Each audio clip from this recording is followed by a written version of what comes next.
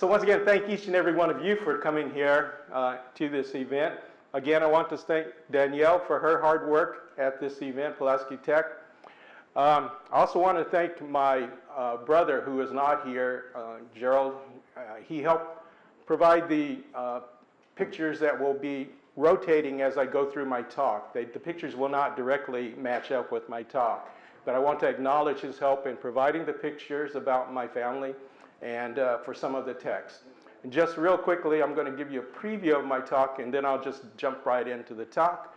The first part of my talk will be my mother's letter to me about my father. My father passed away about 15 years ago. My mother passed away 10 years ago. After my father died, I did not know about his life journey. I asked my mother to tell me about it, and she wrote a letter to me. I'm going to be reading that letter to you when I start. The second part of the talk that I'll give to you is about my mother's journey. And this information was collected by my brother's family. And again, I really appreciate their help in doing this.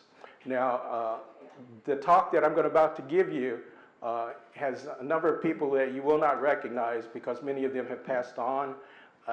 Some of the events I'm going to be talking about about racism in Mississippi. I'm going to be talking about courtship between what an arranged marriage courtship is like. I'm going to talk about some bad events that happened in World War II when my mother and her brothers were stranded as orphans in China during World War II. I'm going to talk about an attempted murder at the end of this talk. So that's kind of a preview of what's going to happen here today. All right, you guys ready? All right, I just got to do this. Woo pig, suey. Okay? All right. One more time, everybody with me. Woo pig, suey. All right, we're going to win the game tonight, by the way. Okay? All right. All right, all the technical people, are we ready to go? Okay. We can start the slideshow, which will rotate pictures as I talk. All right, let's get right into it, folks. The following is the letter from my mother, Marilyn Wong, to me, Jufen Jr. I was born in Forrest City, Arkansas, and I grew up there and left for college in 1967 to find my wife, Judy. She's sitting there in California. This is her letter to me telling about my father's journey. Dad, his name was Jeu Foon, also known as Jufen Sr., also known as Jimmy Foon. He was born in Sun Woi County, WWII Village, in the state of Canton in China in 1912. He came to the United States on the same passport as his father, my grandfather, whose name was Zhu Ding. At that time, the minors who were traveling with their parents did not need a separate passport. So there are very, very few records of minors coming into the United States, except for the ship manifest documents. After my grandfather and my father entered the United States at Seattle, Washington, they took a train to Lake Cormorant, Mississippi, to stay with a relative from the same village. His name was Mr. Tong. I don't know who he was. I don't know anything about him. But he is the one who was going to, take care of them when they first came to the United States. He lived in the very, very small town of Lake Cormorant, Mississippi. 3 months after my father and grandfather arrived, my grandfather died of a heart attack at age 56. My father was 13 or 14 years old, and now he's an orphan in the United States. That left Dad, Jufen, without a father, my father. He did not know English. He had some schooling, Chinese schooling in China. He only went to the 3rd grade in China. And now that he's an orphan in China, in Mississippi by himself, he not only had to take care of himself, he still had to send money back to his mother and his sister in China. So think about when you were 13 years old.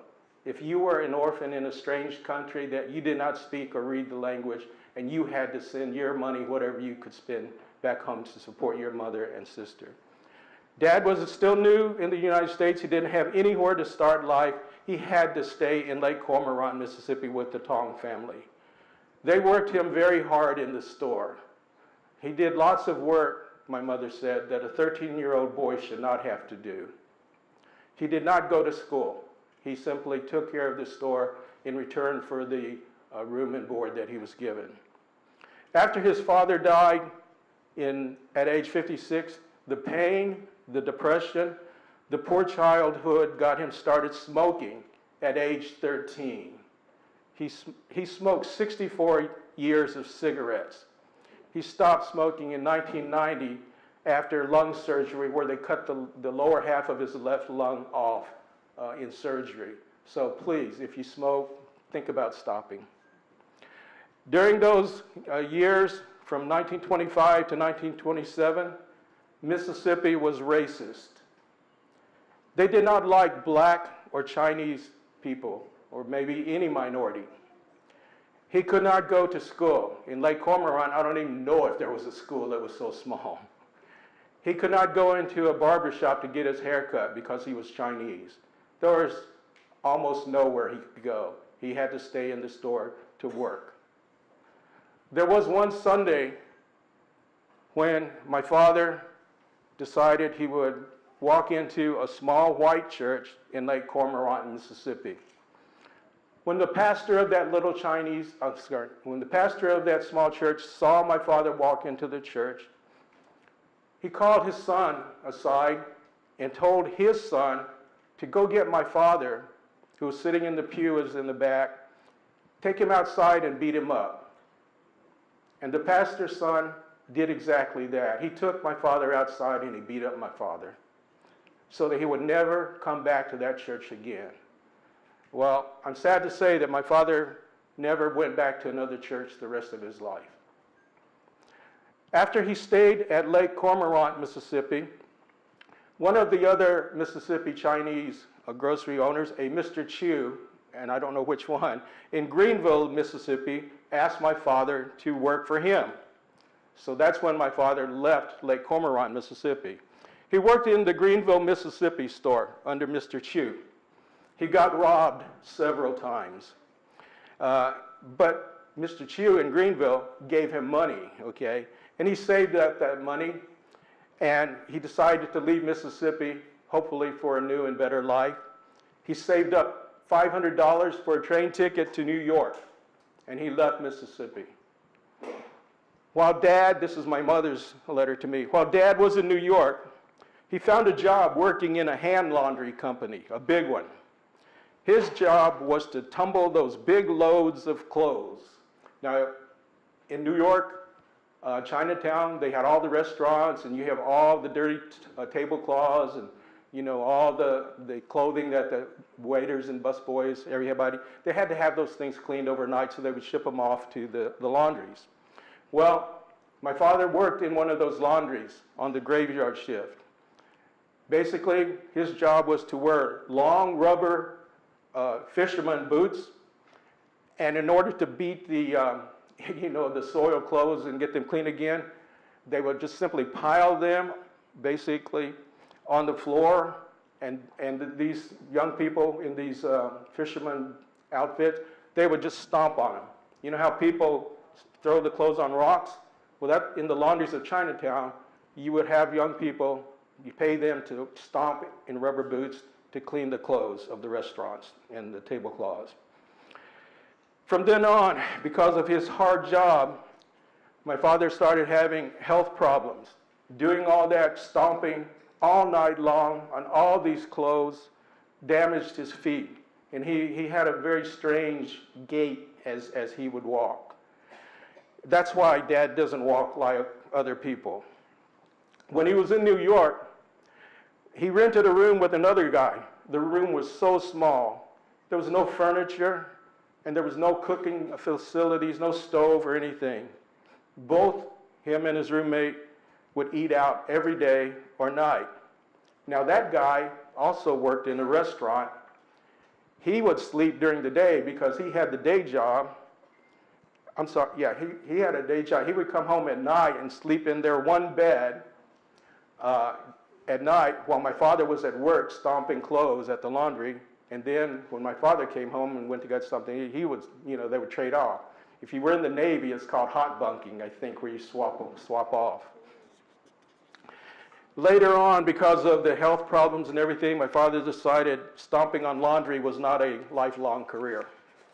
So there was another job in Chinatown that he could aspire to, and that was to drive a truck. You would go around to the laundries, pick up the load that needed to be taken care of, and take it back to the laundry for the other workers to do. So he went and got a truck driver license, and then he started doing the pickups and deliveries in New York Chinatown. Also at this time, because of the hard work and everything, he began to have stomach problems. This is my mother's letter to me explaining, why and what went on with my father. After his tough life and hard work, he started having stomach problems. Then the doctor found out he had an ulcer, and he had this ulcer all his life, but he is very good watching his diet. This is all I know about his New York life. My mother continues on in her letter. Arkansas life. I don't know how he know Jimmy Fong Jr. Jimmy Fong Jr. is Marilyn Fong's dad. Marilyn Sr. I'm sorry. I don't know how my father knew Jimmy Fong Sr. Marilyn, who is our second speaker here, is sort of my cousin, okay? Although I don't know if we're blood relatives, but I can tell you between her heart, my heart, and my father and her mother's heart, we are connected. Anyhow, my father went to Hughes, Arkansas because of this. It was 1942 to 45 was when World War II was. Jimmy Fong Sr. and another grocery store owner, George Fong in Hughes, Arkansas, there may be a few of you from Hughes out here, they owned a couple of the grocery stores in Hughes, Arkansas. Jimmy Fong Sr. was drafted for military service. His wife, Ida Fong, was pregnant with their first child, Jimmy Fong Jr. Now, Jimmy Fong Jr. had someone somehow go to New York, and they found my father and asked my father to come back to Hughes, Arkansas to help out at the store while Jimmy Fong Sr. was in the Army during World War II. And then my father could help out Aunt Ida, I call her Aunt Ida, Aunt Ida in the store, take care of things because he did know how to, because of his early experience, help out in the store. And also he knew how to drive because of the chauffeur's license. And Aunt Ida's doctor was not in Hughes, Arkansas. Her doctor was in Forrest City. So my father would drive her to the doctor in Forrest City. Now, Aunt Ida and my dad are very close. This is my mother's words. They are more like brother and sister. After a few years in Hughes, Arkansas, Dad knew and learned some about grocery business. After Jimmy Fong Sr. was discharged from military service, Dad decided to stay in Arkansas. He liked Arkansas. He started his first store at the corner of North Division and Franklin Street in Forrest City. He was doing good business, and he had a cat who kept him company. Every morning, the cat would come to his bed and wake him up to open the store, and the cat knew what time it was to close the store. Okay. Then in 1946, Jimmy Fong Sr. Came back from the Army, and he helped my father find a grocery store in Forrest City, Arkansas, on Cook Street. We have a family from Forrest City, and there may be a few others from there. And that is where, from where I and my brother were born, and our store and our homes were totally flattened and destroyed in the Forrest City tornado of June 6, 1974. We have visited there. There is nothing there. It is flat. After the tornado, my parents sold the property to one of the neighbors. Okay, this is my mother speaking. Dad and I married November 1947 at the courthouse in Marion, Arkansas. We had a wonderful 52 years of happy life. I miss Dad very much. We were blessed with two wonderful sons, Jeu Foon Jr., that's me. Sometimes folks call me Junior, and you're welcome to do that too. In 1949, and Gerald Jeu Foon, who was born in 1952. That's my younger brother who provided some of the pictures and some of what's going on here. They're very much a part of my life. As you know, Junior and Gerald all grew up in the back of Foon's grocery store. today, each of you has a better life than your father and myself. Dad had his heart attack back in 1953. It was a very close call. He was so sick for 3 years. He keeps saying, I will never get to see my little boys grow up. This is why he was recovering from his heart attack. But my mother writes, I'm so proud that Dad did get to see his 2 sons growing up, finish college, get married, have good jobs, and raise their own families. Dad did get to see and get to know all of this before he died at the age of 87 on a sunny, beautiful day in May 1999 around 3:30 p.m. We had moved back to Memphis back in 1998 to be closer with Gerald. Junior, that's me, I was living in Los Angeles. I came back to help move my parents to Memphis from Forrest City. My mother writes, Dad was so glad to see his sons working hard together for us. He keeps saying, this is the happiest moment in my life. It was worth every moment to raise Junior and Gerald. As to the rest of the history, I think you know it yourself. I am not good at writing English. I do better in Chinese. This is the best that I could do. Whoever reads this story, please excuse my poor English and spelling. I wish each of you to have a long, long, beautiful life. Love always, Mom. Signed Marilyn Foon. Her Chinese name was Yim Ping Lam. And the letter is dated July 2002 in Memphis, Tennessee. So that is what I know about my father's journey from China to Seattle, to Lake Cormorant, Mississippi, to Greenville, to New York, to Hughes, to Forrest City, Arkansas. Okay. The late Marilyn Foon, she died about 10 years ago, was my mother. She was the wife of Jeu Foon, also known as Jimmy Foon, and mother to myself. These are her memories as were recorded by my brother's family. In 1918, Marion's father, Joseph Lam, married Ying Shi in a traditional Chinese ceremony in Dulan village in China. Marion's mother had very little education. She could only read Chinese characters, but she was unable to write those Chinese characters. My mother's father graduated from the British King's College in Hong Kong. Then he came to the United States in 1920 as a student at Columbia University in New York. So I figure he was pretty smart, okay? Once in the United States, Joseph Lam, my mother's father, decided to not finish college. He missed his wife and he wanted to start a family. So like so many other first-generation immigrants of the time, and also because of the Chinese Exclusion Act, which only allowed merchants, students, and I forget one other category of people of Chinese race to be in the United States, he decided and applied to get a business license as a merchant, which was allowed. And he did that, and he decided to open a mom-and-pop grocery store in LaGrange, Arkansas. LaGrange, Arkansas is between Forrest City, Arkansas, and I believe, what's the name of that store? Marion? No, not Marion. Mariana. Thank you. A lot of senior moments. Okay. In 1927, he brought Ying Shi to Arkansas as his wife, again, which was allowed. Together, they had 6 children, 4 boys and 2 girls. I guess when you're in Arkansas, there's not a whole lot to do at night, so you make babies. All right, yeah, okay. Unfortunately, their first child was stillborn. Marion, my mother, was born in LaGrange. She was the second born in 1928. The next one was Vincent Lam, and then she got a sister, a younger sister, Ruth Lam, was also born in LaGrange, Arkansas. Now, Harry Lam was the next one in line, the 5th born. He was born in Rondo, Arkansas, which is actually a small town on the other side of the highway, near Mariana, Arkansas.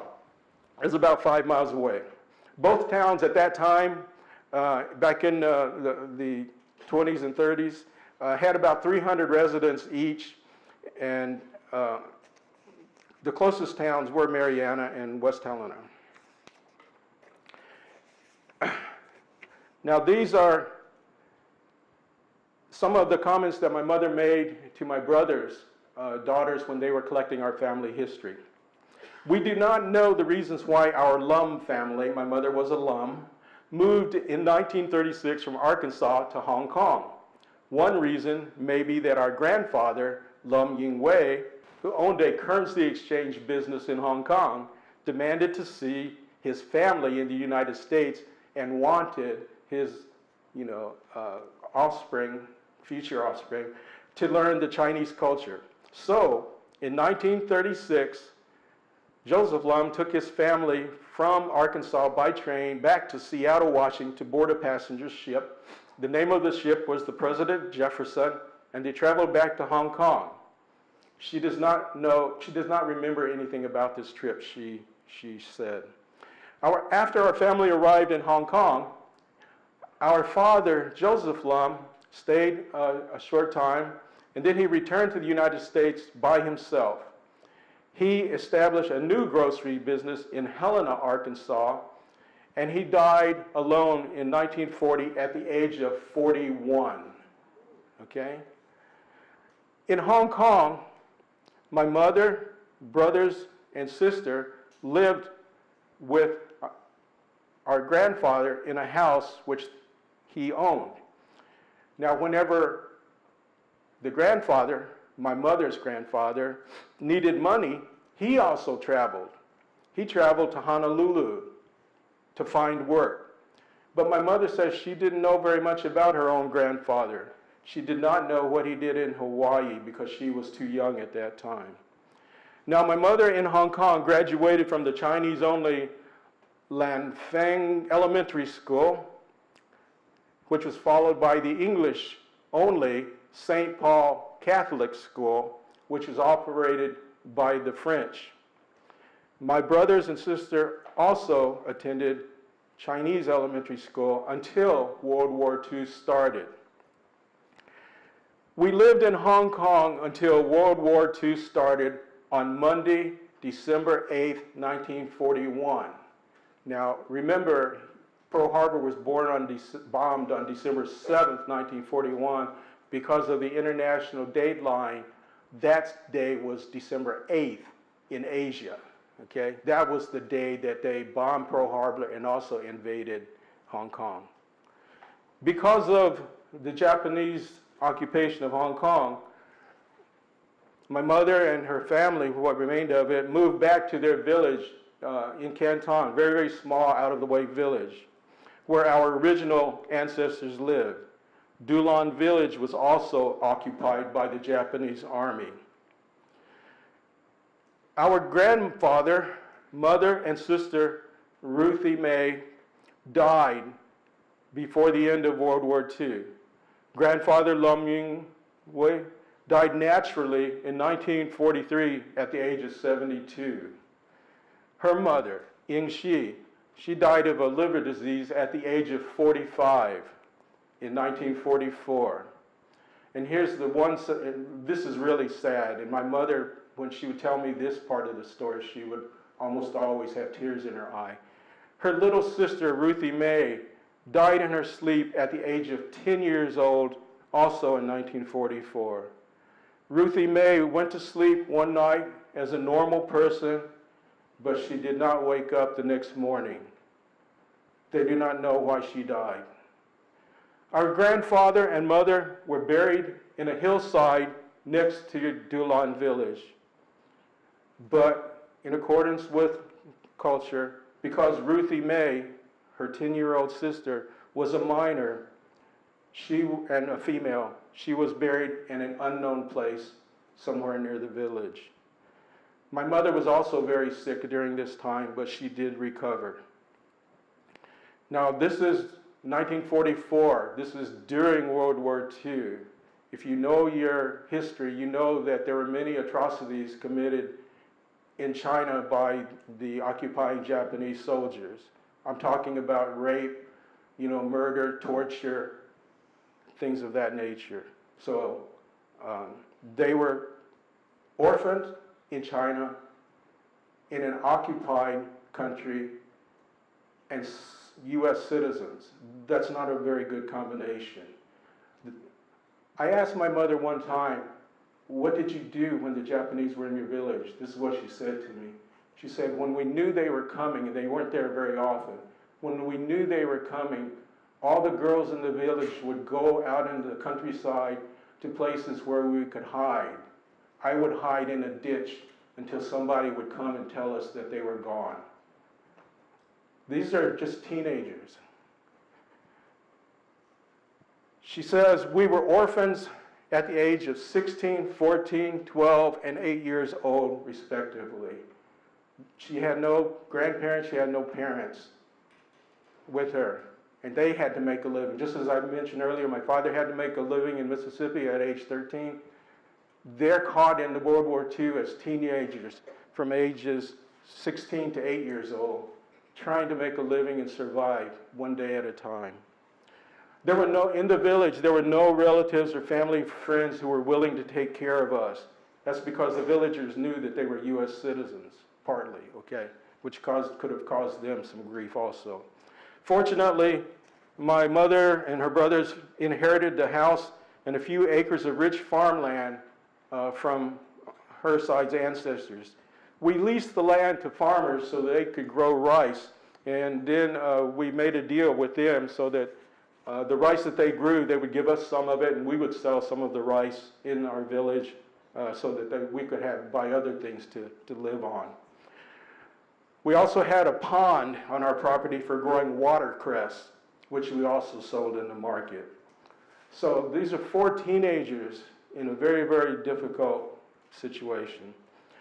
Vincent and Harry were doing most of the domestic duties, such as getting drinking water from the well, washing clothes, shopping for groceries, and cooking daily meals.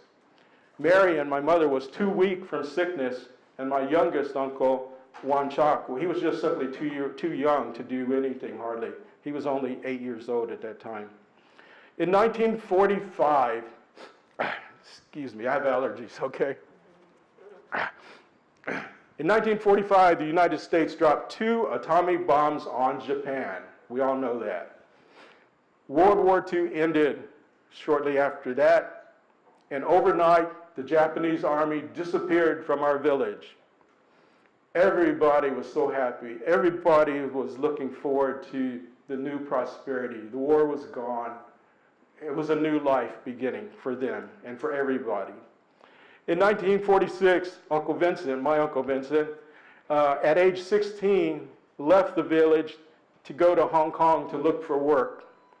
Hong Kong was under British control, and there were many, many jobs in Hong Kong after the war available. Only now, when he left, that left only Marion, my mother, Uncle Harry, and the youngest uncle, Wan Chok. There were only the 3 of them left to support each other. Now, my 2, Uncle Harry and Uncle Wan Chok, they resumed elementary school after the war. Now, because my mother was a female minor, she was allowed to sleep with other village girls, sometimes at our family home, or sometimes she would go to the other girls' homes in the village. These are her words. We're going to kind of move forward in time. These are her words about after World War II, how she came to Arkansas, okay? How she came to Arkansas. I came back to the United States in 1947 by myself through Philippine Airlines. When I got to the Philippines, there was a layover. Everybody had to get off the plane. I was the only young girl on the plane. All the other passengers got off the plane and got onto a bus, and they went touring in the Philippines. Afterwards, all the passengers got off the bus, but I did not get off the bus because I didn't know what the bus was about and where they were going. No one told me. I was left alone on the bus with the bus driver. I was really scared because I had to give the bus driver my passport when I got on. Everybody did, and I was afraid he was going to rape me. We were on the bus, just me and him, for 7 hours. Finally, he took me back to the airport, and he didn't do anything to me. So, thank God for that. If he had taken my passport, I would not have been able to come to the United States. I would not have been able to go back to the Hong Kong either without a passport. So you can see from her example how defenseless, immigrants can be. That's just one example. Finally, we got back onto the plane and we went to Hawaii. When we got to Hawaii, we got to tour Hawaii. And this time I did go on the tour, okay, because I knew what the bus was for. We stopped at Guam, where all the American troops were, and we got to eat lunch with them. And she always smiles when the Americans were very well thought of because we helped win World War II. So that was a good time. After Guam, I landed in the United States in Oakland, California. There I stayed with my grandfather's brother, who was named George Lum. I lived with George Lum in Oakland until I got married. During that time in Oakland, I went to school to study English and Chinese at Lincoln High School in Oakland, California. After school hours, I would help Uncle George Lum in his corner grocery store. On weekends, he would take me into San Francisco Chinatown, and we would watch the shows and eat dim sum in San Francisco Chinatown. Now, my nieces helped gather this information, and they refer to my father as Gong Gong, okay? Those of you who speak Chinese, and there seems to be a few of you. Gong Gong. Gong Gong would come out to see me when I was in Oakland, California, but Uncle George kept telling me that Gong Gong, my father, was too old for me, all right? Uncle George knew a few other young men, and Uncle George wanted me to marry one of those other guys, okay? Now, one of the other guys was from Houston, Texas. His family owned a big restaurant in Houston.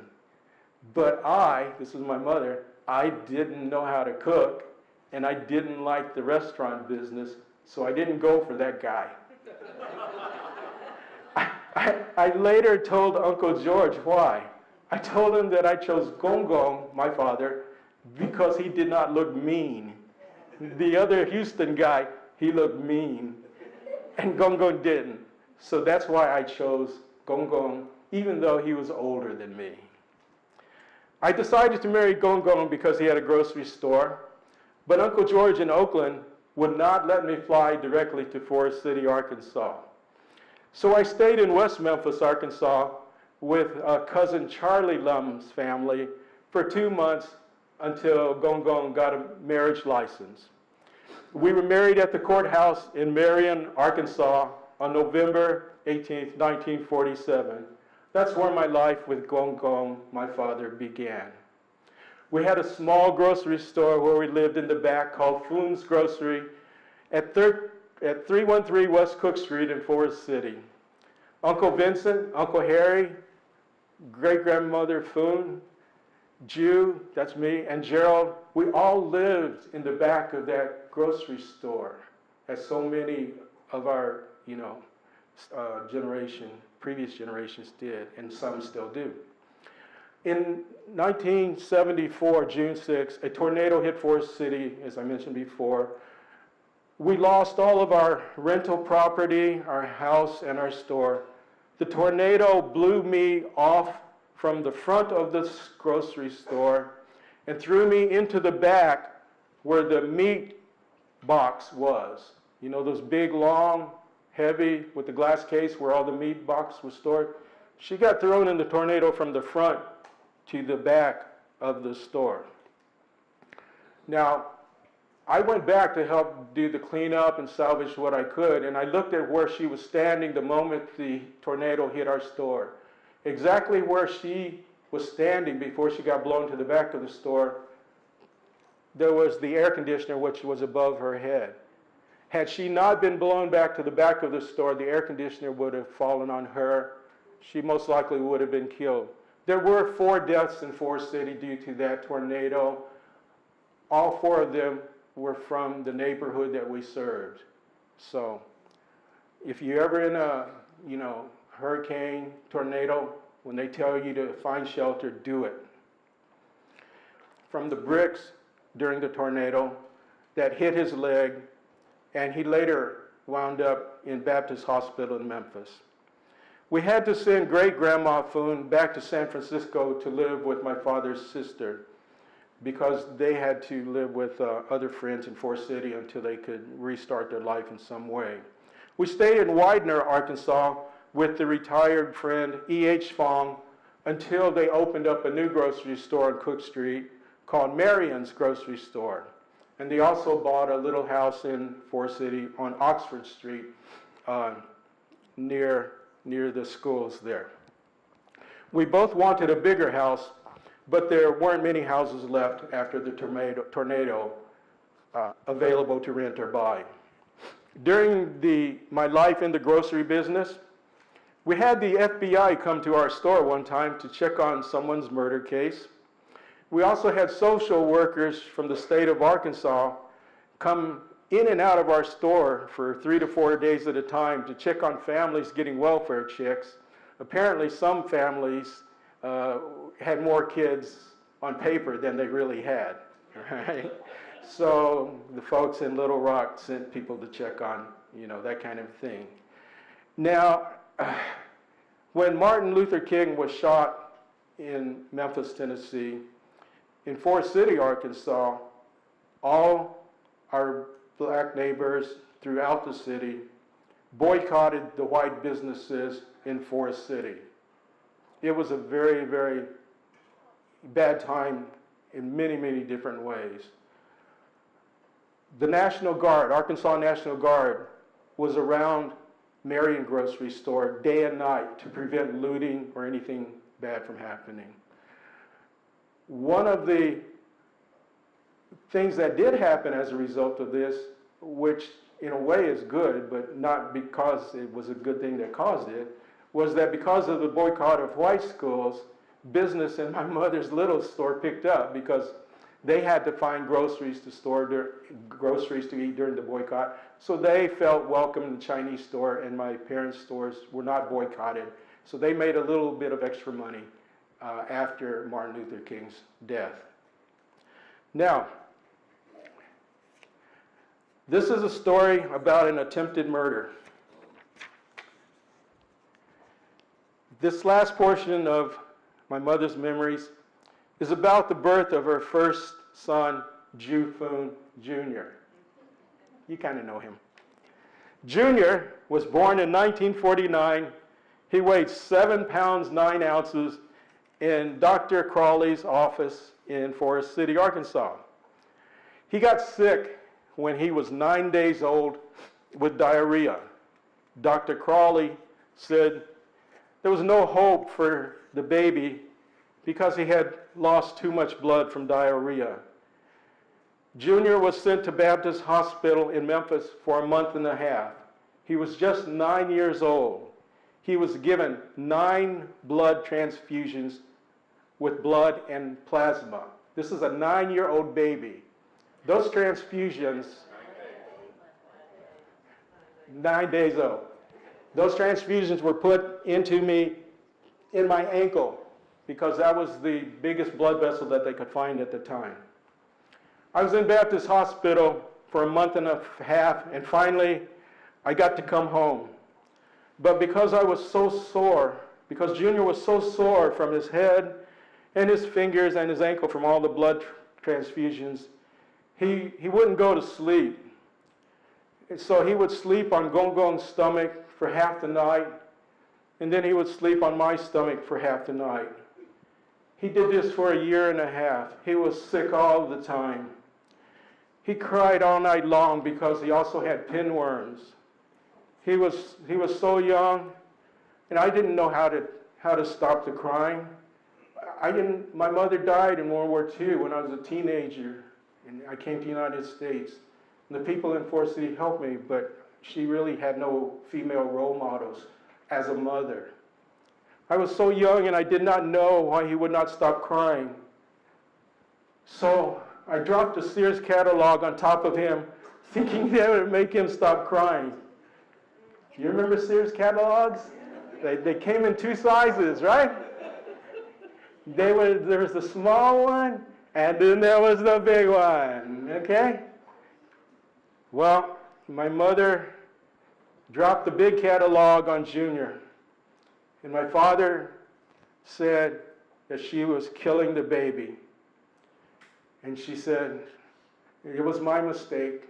I was so young and I did not know how to take care of a baby. So, ladies and gentlemen, this is sort of the end of my talk about my mother's journey to Arkansas. In case you were wondering, baby Junior did not die when the Sears catalog was dropped on him. He's here today. Okay? All right. Now, I have a question for you. Is there still a slide showing up there? Do you remember there was a slide? Well, I guess it's not up anymore. Anyhow, there was a slide of a topless baby, right? Yeah, that was me. Sexy, huh? Yeah. All right. We're running ahead of time, so yeah, let's do it. Come on. All right, question in the back. I was born in Forrest City, Arkansas. I grew up in Forrest City from 1949 until 1967. I graduated from Forrest City, Arkansas. I went to engineering school at the University of Missouri, Rolla. I had several jobs waiting for me when I graduated from there. One of them was with the Los Angeles Department of Water and Power. I was an engineering manager there for the last 38 years. I've been retired for the last 8 years in all. I also worked at Warwick Electronics in Forrest City on the assembly line, making Sears television sets. Ladies and gentlemen, don't you ever buy a Sears television set, okay? I swear. A lot of bad things happen on that assembly line that I don't want to tell you about, okay? Just trust me. Just trust me. Don't buy a Sears television set, okay? What else can I tell you about mine? Does that kind of tell you what happened? When I was growing up, we had segregated schools. Okay, I went to the white high school, Forrest City Senior High School in Forrest City. There was another school in Forrest City called Lincoln High School where the black kids went. My class of 1967 had the first African-American student who joined our class. Unlike Little Rock, there were no issues with him joining our class. Now, I'll be straight up honest with you. There's still a lot of segregation things going on in the South then and today. He really had no friends when he was in our class, but no one bothered him in any way.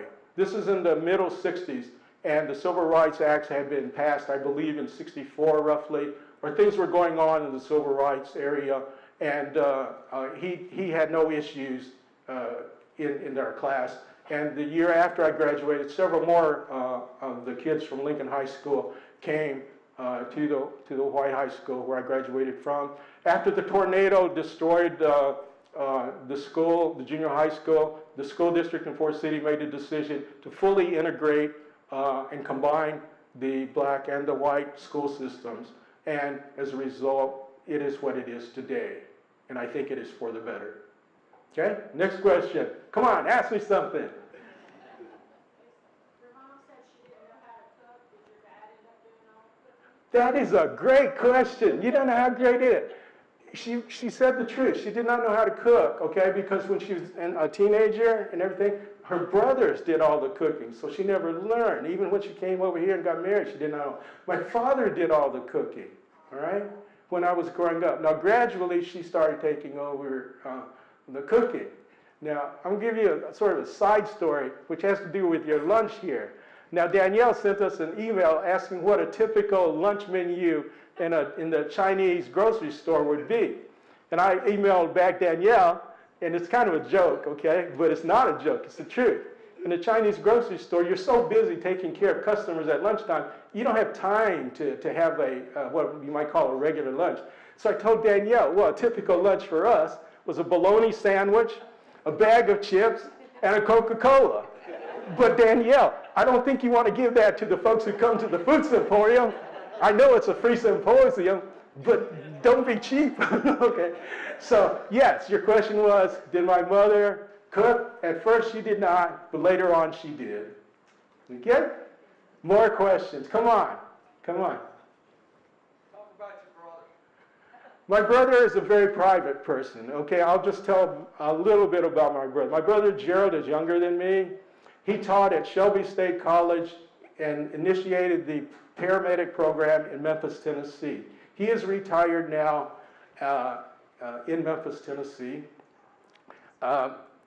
He received a Lifetime Achievement Award from the state of Tennessee for his efforts to start the paramedic program through Shelby State College, where he taught as an adult until the time he retired. So basically, that's pretty much what he would want you to know about him. What about growing up? How did you two grow up? How did we grow up? We grew up just like you. We were bad boys, okay? And sometimes we were good boys. All right, you want to know how we grew up? Did y'all work in the store? Yeah, since I was 5 years old, as soon as I could count money, just like some of you and your parents. As soon as you could count money, they put you behind the cash register. As soon as you could cut meat, bologna from the sandwich without, making a mess of it or cutting off your finger, you were put back on the butcher counter. We went to school during the day. When we came home, I got 1 hour to play. After that 1 hour, we would get busy in the evening taking care of our customers. So then we would have to study. Academics was the way to success in my parents' eyes. It still is for many people. So after we had our 1 hour playtime after school, we would eat, and then we would either help out with the evening business for a little while, and then we would usually start doing our homework from roughly about maybe 6:30 until about 9 or 9:30 when we would go to sleep. Okay? We were not allowed to participate in the kind of activities that most boys and girls wanted to do, at least when I was growing up in the 50s and 60s. My brother did get to participate in some things. Because our help was needed to run the grocery store, could not join the Cub Scouts or play sports or anything like that. It wasn't until we could not even date, all right? For some of the Chinese boys in Arkansas, because of the social interaction and power structure and the lack of female girls, there weren't that many Chinese in Arkansas to begin with. Because they're so busy studying, taking care of the stores, there were not too many social events for Chinese boys in Arkansas. Chinese girls had a good time though, okay? They got to go across the river in Mississippi to parties in Memphis and Mississippi where all those cute little Chinese boys were going to grow up to be wealthy businessmen. They were all handsome and everything, doctors, pharmacists, lawyers, But us Arkansas boys, they looked at us and says, he's going to inherit his parents' grocery store. I want something different, okay? So that was very typical. That is why, and Jeannie asked me, one of the benefactors of the Arkansas Archives, asked me a question earlier which kind of touched on that subject. And my answer to her was, if you don't hear a lot of stories about the Arkansas Chinese. You hear lots of stories about Mississippi Chinese. And part of that reason, in my opinion, is because we were so few in number, we were very geographically separated, we so busy with our store activities in the store, and we did not want to, interrupt or disrupt or cause any issues with the social structure in the very small towns throughout Arkansas. So that's one reason why our parents didn't want us dating Chinese girls or white girls, okay? It didn't matter. We didn't do it. Now, when a lot of us Chinese boys got to college, hey, okay, we learned what freedom was and we took advantage of it, okay? And we discovered girls when we left the South. And that's my wife over there, so I can't tell you a lot more, okay? Follow the question, sir. How often did you eat Chinese cuisine growing up? In Forrest City, Arkansas, when I grew up, we did not have a Chinese store. You want to know when I first had Chinese food? When I was 21 years old, and I left college in Rolla, Missouri, and I went to Los Angeles, where I was looking for a cute, pretty Chinese girl to marry. That's her. And that's when I first started eating in Chinese restaurants, when I came to Los Angeles. And I was in my 20s. In many of the towns, unlike it is today, I know there's lots of Chinese restaurants and Asian restaurants of every kind throughout the South. But in the 50s and 60s, Chinese grocery stores was where we lived, made our money, made our future. I did not eat in a Chinese restaurant, Chinese food, until I was in my 20s. Okay? Oh, great, more questions. Okay, I'm going to start in the back because he raised, is that Stuart? Yes. That's my, I have my reading glasses on so I can barely see you, Stuart. Stuart is one of the historians in the St. Francis County Historical Society. He's here today. He's a very good man. He's a very good friend of mine. Stuart, you have a question for me? How many other kinds of businesses do Chinese run in Forrest City or around the Arkansas Delta besides grocery store and laundry? Did they get it involved in mercantile stores of other kinds or any other kind of a business operation? That is a good question. A lot of people assume that back in the World War II, 50s and 60s, that Chinese only owned grocery stores, possibly a laundry here or there, possibly maybe a small hole-in-the-wall restaurant. But in Forrest City, Arkansas, where Stuart and I are from, there was a family, the Frank and Don Chu family. They were jewelers. They owned Standard Jewelers on Front Street in Chinatown. And they also had a grocery store in, I believe, Round Pond or Madison, Arkansas, where other family members took care of that store. They were very well thought of in our hometown of Forrest City, Arkansas. So when I believe it was Frank Chu, was picked as a contestant for the $64,000 question on TV, okay? And he advanced through the early rounds, and then he was in the finals. And if he answered all the questions right, he would win $64,000. And this is back, I forget, back in maybe the 80s or so, roughly. Anyhow, in Forrest City, Arkansas, there's not a whole lot of resources to, answer trivia questions. So he would drive to the library in Memphis, Tennessee, an hour and a half away, and he would just study and study and study. And then he went off to New York for the $64,000 finals, and he made it. He answered all the questions right, and he received $64,000. At that time, I don't know what it's worth today's money, but back then it was worth a pretty penny. So yes, there were Chinese in Arkansas who did other types of things other than Chinese grocery stores. Was there some reason, though, there was a concentration of grocery stores among Chinese? And why that particular business? Why in that particular business? I think you're going to possibly hear Marilyn and or Kevin talk a little bit about that more, academic part. But the bottom line is, at that time, Chinese were between black and white. You will hear that phrase when you study Southern history. The niche was that because black people were not allowed to go into white stores, they still had to eat. They were human beings, just like everybody else. They needed food to survive. But the white stores would not let them come into the stores, or some white merchants would give takeout groceries in the backs of the stores so that the African Americans would not enter the stores and mingle with the white customers. Sometimes those stores would make arrangements for their groceries to be picked up in the back. But that's very inconvenient and awkward. So the Chinese of the South, who were originally brought into the South to be replacements on the plantations picking cotton, well, we didn't want to pick cotton. Heck, I don't want to pick cotton, okay? I've been in a cotton field. I don't want to pick cotton. So throughout the South, the white merchants had no problem taking the green money from the Chinese and selling them groceries wholesale, and the Chinese in the black areas had no problem selling the groceries to their neighbors. And I did consider the black people who lived in my neighborhood, they were the friends and the neighbors of my family. They still are when I go back and visit Forrest City. All right, Danielle, we have about 15 minutes. I know you want to schedule a break in here too. Anything? Thank you so much. Okay. Thank you so much, everybody.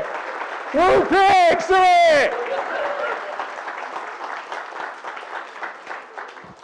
All right, thank you so much, Hugh. I really appreciate that. It was a Thank great you. talk. We're going to take a brief 15-minute break before Marilyn gives her talk. They'll give us a few minutes to kind of rest up and come back. So if you need anything, let us know, and we'll be back in about 15 minutes.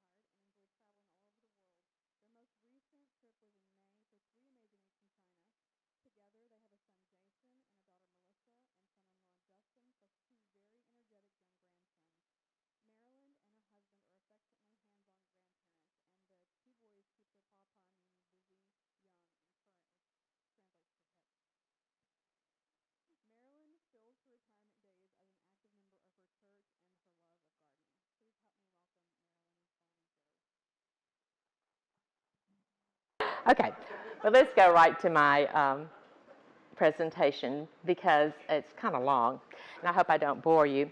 I'm very proud to tell you that I am a fourth-generation American-born. This is my husband, Shun, and anyway, my family on my mother's side, the Wong family, they are one of the first pioneers to come to the United States. My great-grandfather, Wong Chuk Tai, helped to build the Transcontinental Railroad. Is that better? Is that better? Sorry. Helped to build the Transcontinental Railroad from California going east.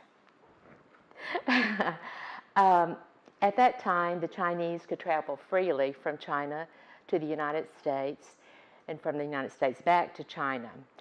The immigrants who were allowed were teachers, students, diplomats, and merchants.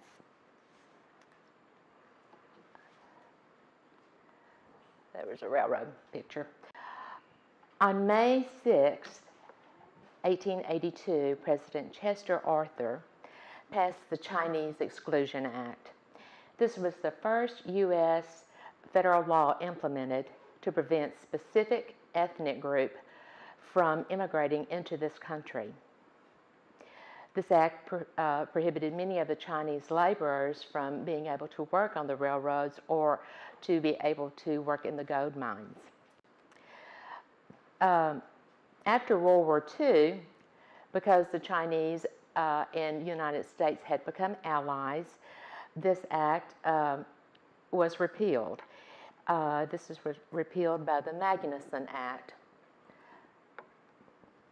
on December 17, 1943. This set the precedent for later restrictions against immigrants of other nationalities, and it started a new era in which the United States became a gatekeeping country for immigrants. Now we'll go into the development of the Chinese society. Many of the Chinese immigrants who worked on the railroads and on mines in California began moving eastward. The jobs that they found were on plantations in fields and or whatever work they could find on those plantations. After years of work in this type of work in the fields, they became very tired of having a boss over them, so they wanted to be in businesses so that they could be their own boss. Well, many left the plantation life and began running businesses. So when the Civil War happened in 1861 to 1865, there was, after the Civil War rather, there was a lot of repressive racial discrimination against the blacks. And because the blacks were not allowed to enter white establishments, Chinese grocers became the gap that helped enable the blacks to buy groceries, products, and household items. Therefore, I feel that the Chinese grocery stores, neighborhood grocery stores, played an integral role in the establishment of the Chinese presence throughout the United States. If you are interested in finding out more of the Chinese people's struggles, I'd like to recommend these books for you to read. The first one, Water Tossing Borders, how a family of Chinese immigrants led the fight to desegregate schools in the Jim Crow South, by Adrienne Barrard. The second book is The Forbidden Citizens, Chinese Exclusion Act in the United States Congress. Author is Martin Gold. And then the last book, Chopsticks in the Land of Cotton, Lives of Mississippi Delta Chinese Grocers by John Jung. Now we're going to forward on to the 20th century. My roots are from the Delta of Mississippi. My grandparents, he's getting a picture, hold on. That's all right. My grandparents are Willie and Ong Shi Wai. They ran a grocery store in Mississippi, in Gunnison, Mississippi for a period of time, and then later in Rosedale, Mississippi. They had 4 children. Taylor, these are in chronological order. Taylor, who ran a business later in Rosedale, Mississippi, ran a grocery store. Then my Aunt Mamie, who lived in Greenville, Mississippi. Her daughter's here, affectionately here, Shirley, my cousin. And my Uncle Dan Y, who ran a business in Blytheville. And then my mother, Ida Fong. They were all born in the United States. In 1919 is when my mother was born, and she was born and raised in Rosedale, Mississippi. My parents are Jimmy and Ida Fong. Those pictures on your left are their Chinese visa pictures, I think. And then, of course, their wedding picture. After they got married, they headed to Arkansas to find their fortune, and they opened 2 grocery stores, and the first one in Hughes, Arkansas, and that was the one that my mother managed. Then they had another one in Forrest City, Arkansas, and that's the one that my father managed. Then about 1952, they moved to Blytheville, Arkansas. And there's me. My brother was 12 years old, and I was almost 2 years old when they moved. It was then that my mother and father divorced, and he was no longer in our lives. So the story that we're going to be talking about today is Jimmy's Grocery. And this is the one that I grew up in the longest. We built this grocery store, my mother did rather, in 1961. And I'm just going to describe it to you. The picture on your right, you can tell that it was just a white framed building, a big rectangle is what it was. That picture on your left is my mother getting her health department license. Then in the bottom 2 was in our backyard.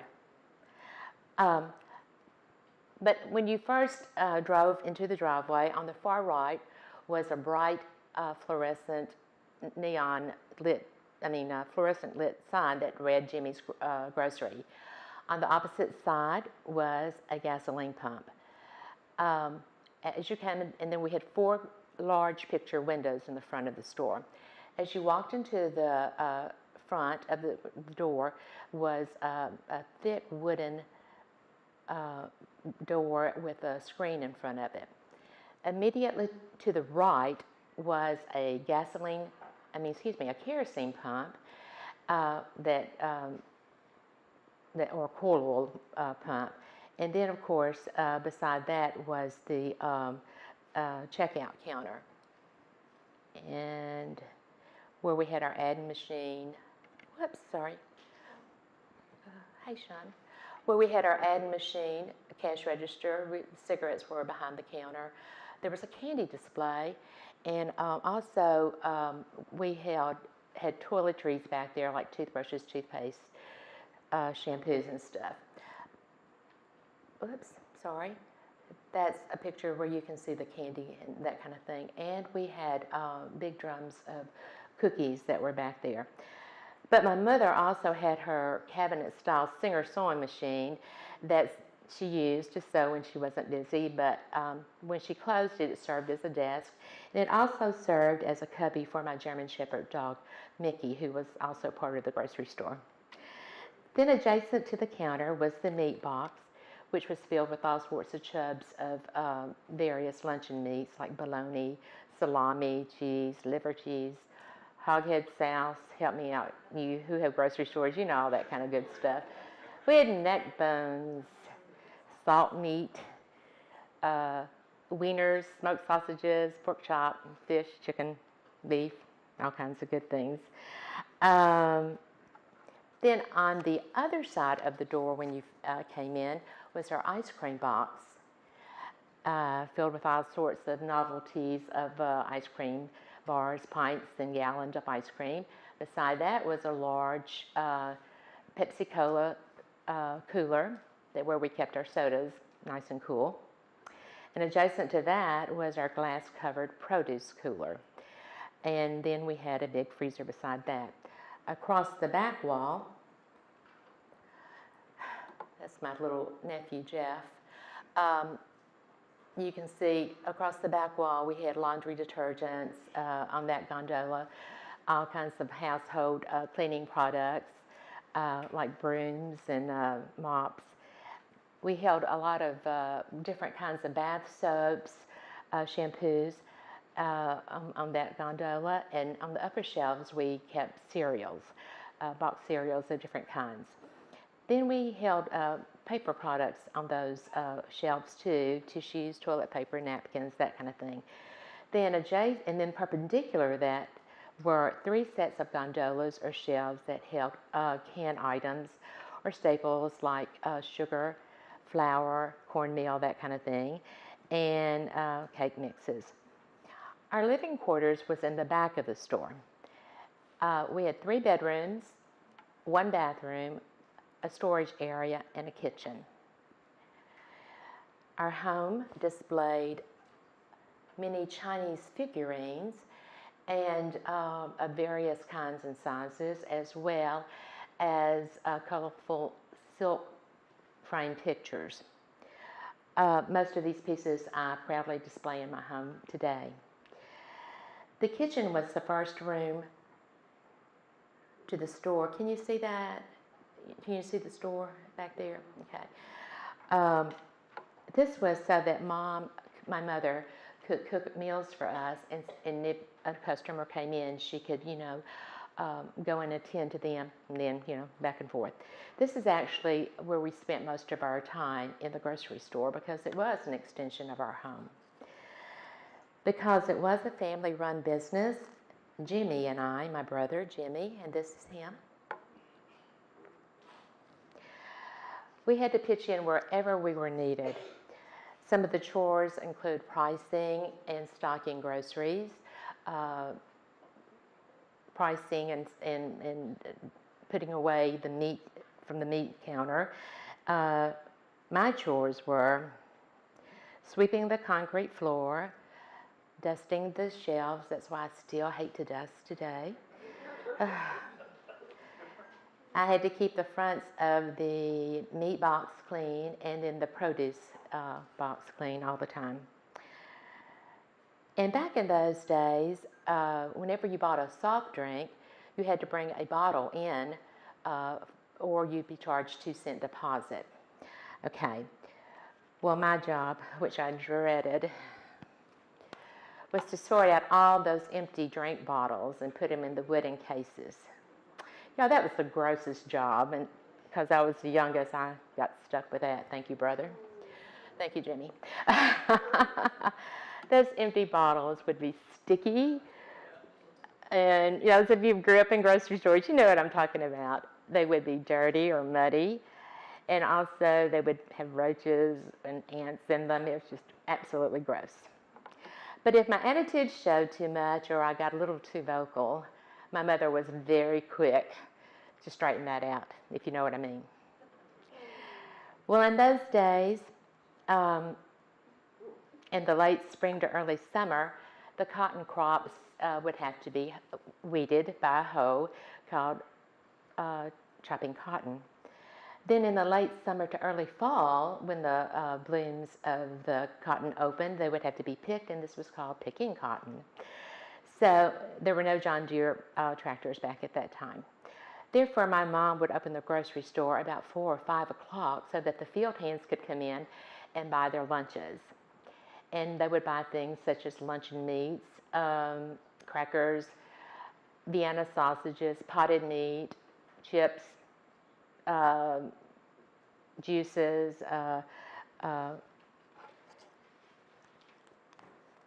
When the cotton chopping or the cotton picking was over, Mom would then open the store from 7 o'clock in the morning to about 9 o'clock at night. And we opened 7 days a week. The only time that we closed was for special occasions, such as a relative's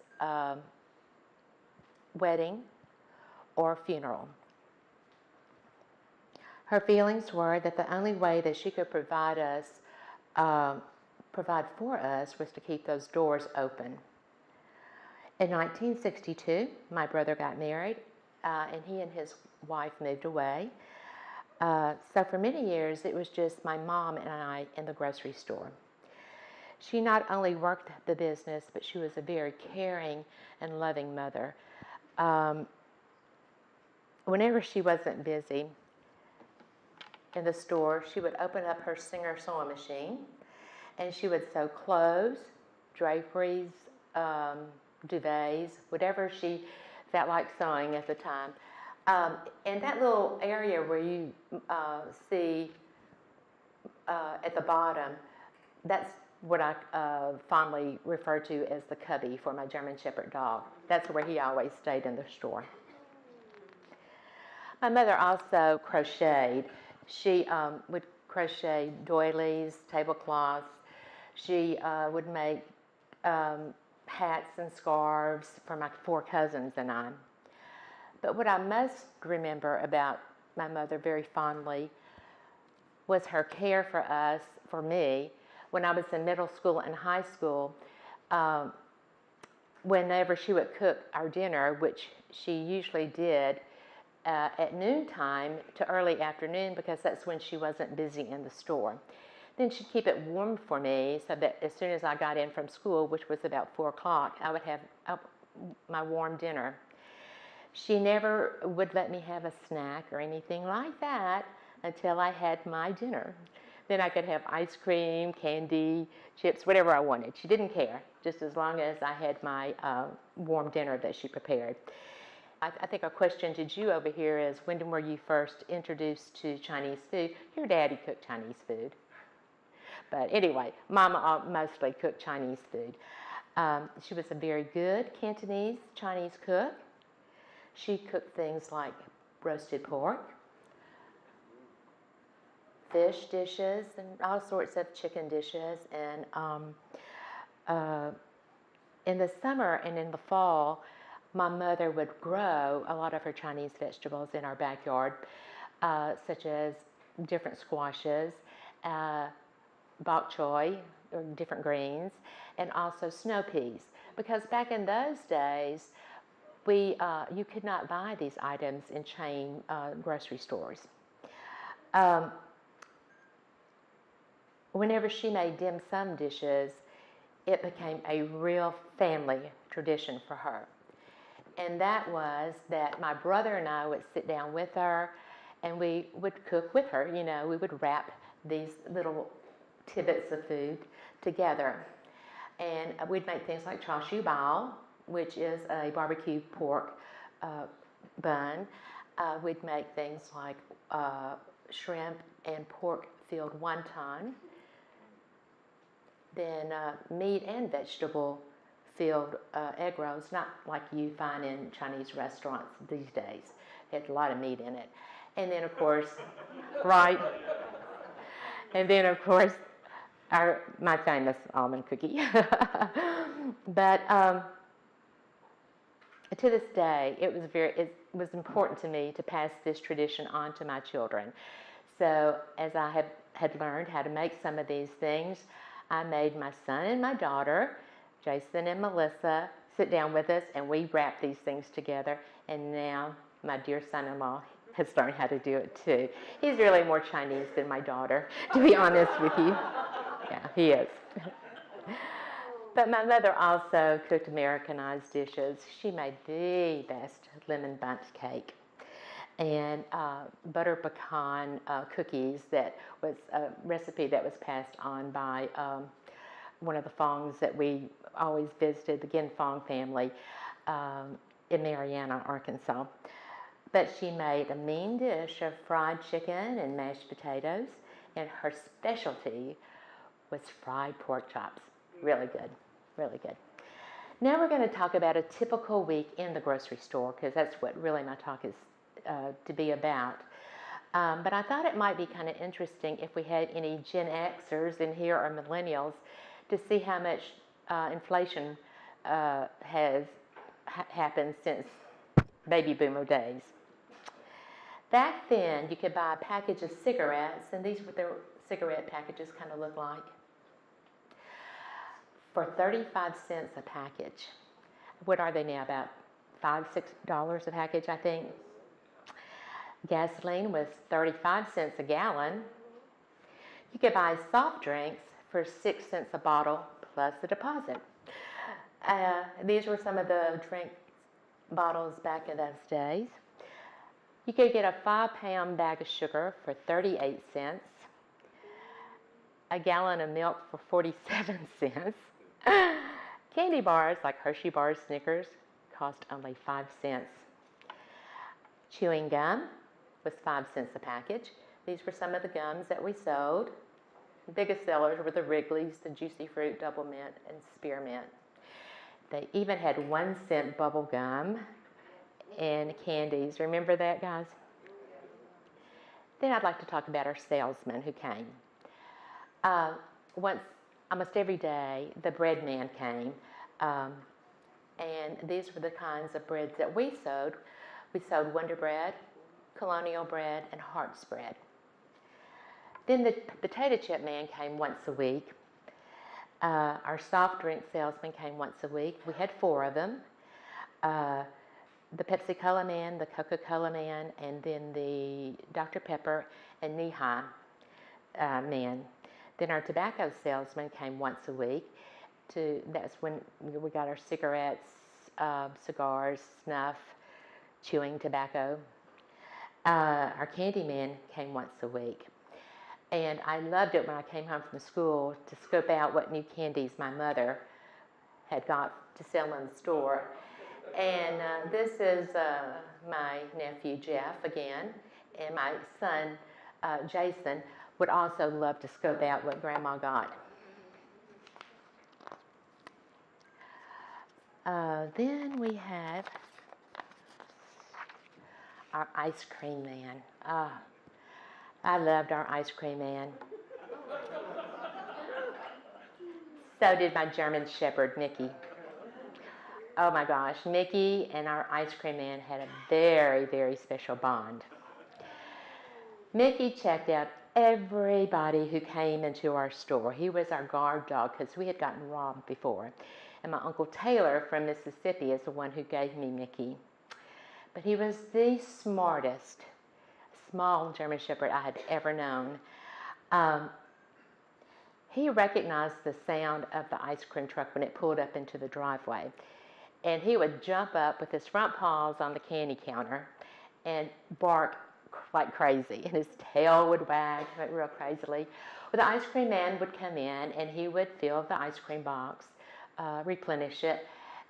Then he would go out to his ice cream truck and he would bring in a pint of vanilla ice cream for Mickey. Well, this happened every week, y'all.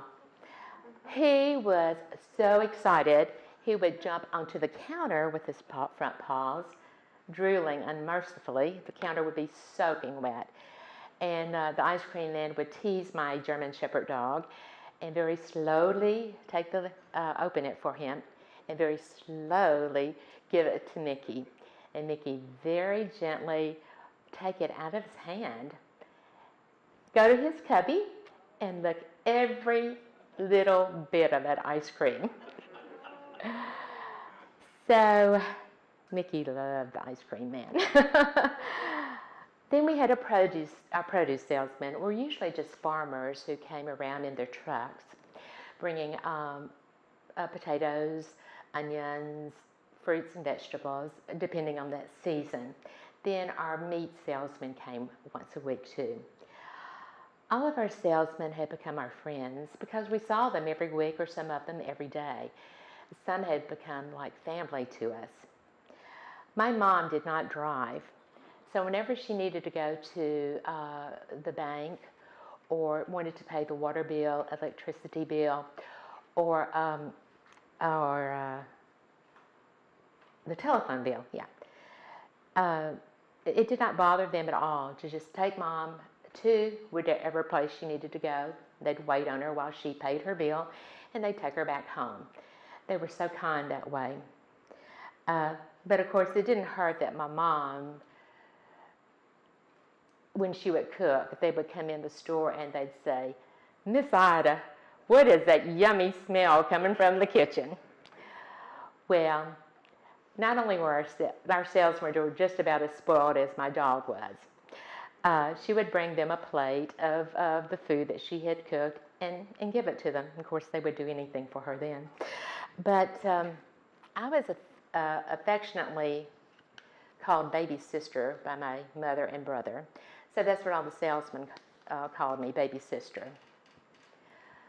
I wanted to tell you about my firstborn child, Jason.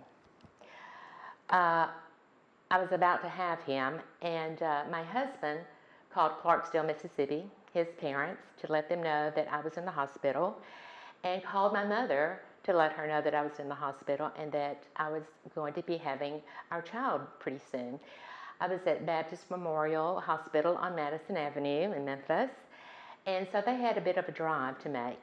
He told them that the doctor had induced my labor, but that the firstborn child just wasn't in any hurry to be born. So they had plenty of time to make it. And that was really early that morning. The cookie salesman came in that morning to Mama's store and asked her how she was doing. And of course she said, "Oh my gosh," she said, "baby sister is about to have her baby and she's in Memphis." She said, "I really need to be there with my baby because she's having a baby." If you knew my mother, you would understand where she was coming from. She was pretty affectionate with me. And anyway, our cookie salesman said, "Miss Ida, what the heck are you waiting for?" He said, "Let's go. I'll take you." He didn't worry. He wasn't concerned at all about his other cookie stops that he had, so we didn't make money that day. He drove her to Memphis and said he had treated her so kindly in the truck that he told her not to worry. He was going to get her there and just relax. Well, he drove right up to the front of Baptist Memorial Hospital. My mom stepped out of the grandma cookie truck. That was the name of the truck, honestly, it was. I would have given anything to have a picture of her stepping out of the grandma cookie truck. Saturdays were my brother and my day to view TV. I loved, of course, watching cartoons, but I didn't control the channels like I don't control the remote control at my house. Thank you, honey. In those days, we got 3 channels, Channel 3, 5, and 13. So I got to, I'm sorry. This is Mickey, my dog. I'm so sorry. I thought this was going to be done for me. This is Mickey, my dog, the ice cream lover. This was my firstborn child. That's Sean holding him. That's Jason. I think he looks like he was about to lick ice cream, huh? Okay. I got to know all the wrestlers, their names, all the good ones and the bad ones, and I got to know some of their moves. And these are some of our wrestlers of those days. On the far your left is Joe Scarpa. The middle one is Sputnik Monroe. Oh, I know some of y'all know these because y'all see big smiles. And the top right is Plowboy Frazier and Tojo Yamamoto. Is that your favorite, Daryl? Plowboy, yeah. And then we can't forget our announcers at that time, Lance Russell and Dave Brown. Yeah, those were the celebrities, TV celebrities that I identified with. Wrestling and announcers. Dave Brown lives in the same city, little town that I live in now, Lakeland, Tennessee. He lived there before I did, though.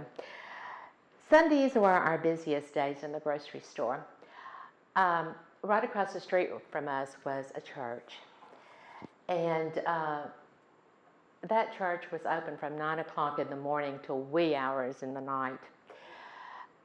They would come over about 10 or 11 o'clock and bombard us because they took their snack break. Our store would be wall-to-wall people. And my mom wasn't sure if we even got paid for what they ate or drank because, you know, it was hard to know when they would eat it and then pay later. And then this would happen again about 3 or 4 o'clock in the afternoon. If we could get through past that, my brother and I were cool because in the evenings, it was called, what he and I called, rockin' to the music night. Because that church would sing the best gospel songs. They would dance. They would wave their hands. That's tame compared to what they did across the street. But you could hear the music from their electric guitars and their organs. Well, in order to view this so we didn't look like peeping Toms, my mischievous brother would turn out all the lights in the store because we usually kept a light on at the counter when we closed. But he would turn that light off, open the heavy wooden door with the screen door locked, and have his binoculars handy so that we could gaze at them dancing and jumping around. That was really, really fun for us. Just cheap entertainment. But anyway, they had some great rhythm. They really did.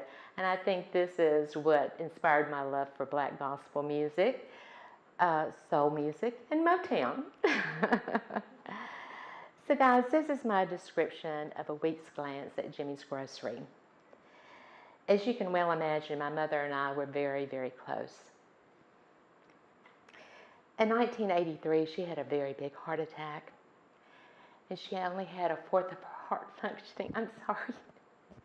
She survived, but she only had a fourth of her heart functioning.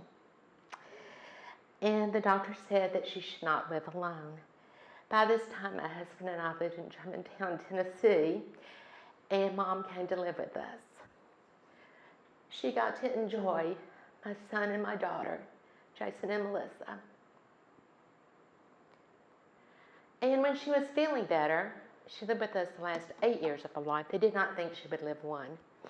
But when she got to feeling better, she would love to get in that kitchen and cook her Cantonese meals for us. And this was my kitchen in my home that she was at. We were able to sell her store in 1986. The people who bought it ran it as a grocery store for a while. And then later, it became a barbecue establishment. I've been by there. It doesn't look at all like anything like we had. In the driveway, there is no fluorescent lit light. There's no gasoline pump in the driveway any longer. And they've painted it a dark blue. It's pretty depressing looking, actually. The neighborhood grocery stores provided a Chinese presence throughout Arkansas. In Blytheville alone, we had 6 Chinese families. who had neighborhood grocery stores. And one I had no idea was going to be here is Don Lum, who now is a doctor in Pine Bluff. Is that correct? Is that where you're at? Yeah. The Lums were one of the other grocery stores. And my uncle Dan Y was there, and another Lum, and then on my father's side, a Fong, a TK Fong. But our life as a childhood was very multicultural. And by today's standards, people might say, gosh, your mama was really strict on you. Not really. Yeah, I would say no, because that was just the way my life was as I knew it. I was expected to do my jobs in the store and to do it well and without an attitude. I was expected to maintain grades that were very good, if not excellent. And as I said, that was just the way it was. And I believe that the grocery store taught all of us who grew up in a grocery store about business, about respecting elders, respecting all people, and also about finances, and gave us a strong work ethic. This is 3 generations of our family living today. As I said, I'm a 4th generation Chinese American. My son on the far left and my daughter beside him, Jason and Melissa, are 5th generation Chinese Americans. Then my grandsons, Liam and Braden, are 6th generation Chinese Americans. The lives of the grocery stores intertwined the Chinese family and their heritage into an Americanized society. I want to thank you for giving me the honor and privilege of sharing my story with you today. Thank you. Chinese families in Blytheville would get together. We'd make up a list. They'd all make up a list, and they ordered those things from California, San Francisco specifically. And they split the freight, and it came to one person's house, and Mom, whoever ordered it, sometimes my mom would delegate who got what. That's how we did it.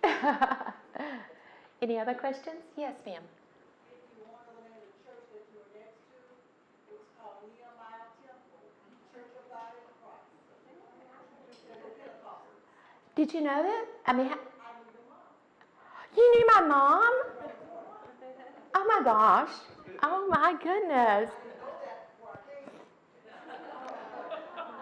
That is wonderful. But they did, didn't they? They sang all night long. Oh, really wonderful. Were you a member? No, we are moving to Church of God in Christ, but not that church. It's still there, still there. Yeah, no, that's amazing. Thank you for that.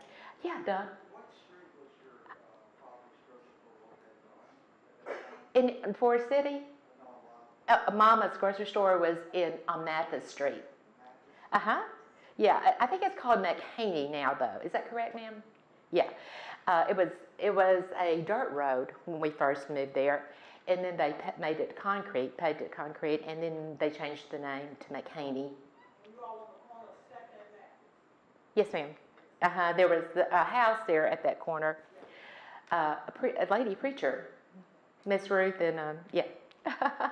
Yeah. Do any of the Chinese grocery stores survive today anywhere in Arkansas that you know of? I'm sure there are. Are there, Charlie? Henry? Are there any in Turl or Earl or? Earl, yeah, Earl. Earl has a Chinese grocery store, Waimea store.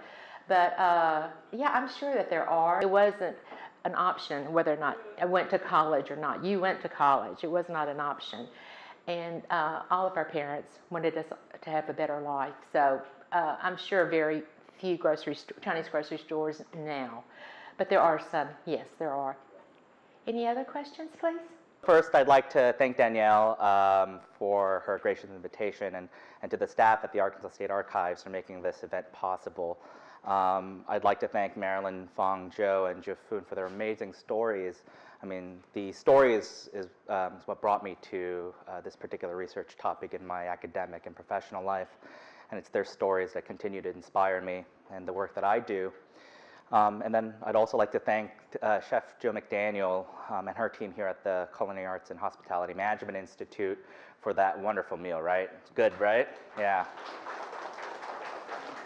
So as the screens indicate, the title of my presentation today is From Golden Mountain to Golden Venture. It's a look at the past, present, and future of Chinese food in Arkansas, ... and beyond. Now, if you look at the programs, you'll see that that and beyond isn't there. But as I was getting this presentation together and as I was getting the slides together, one of the things I wanted to emphasize is how Arkansas sits within these larger global conversations. This is something that that Marilyn talked about, that Jeu talked about, right? Is that food knows no borders, and so the influences of food and food cultures shape both the local but also the global. And so to start, I thought I would begin this presentation specifically on the Chinese food in Arkansas. I thought I would take a step back to talk a bit about the work that I do in food studies. Now, I know there are a fair number of teachers here in the audience today, and so this is mainly for the teachers, but also the teachers at heart. Because one of the things that I wanted to begin my presentation with sort of an intro to food studies because, well, it's my research focus, but also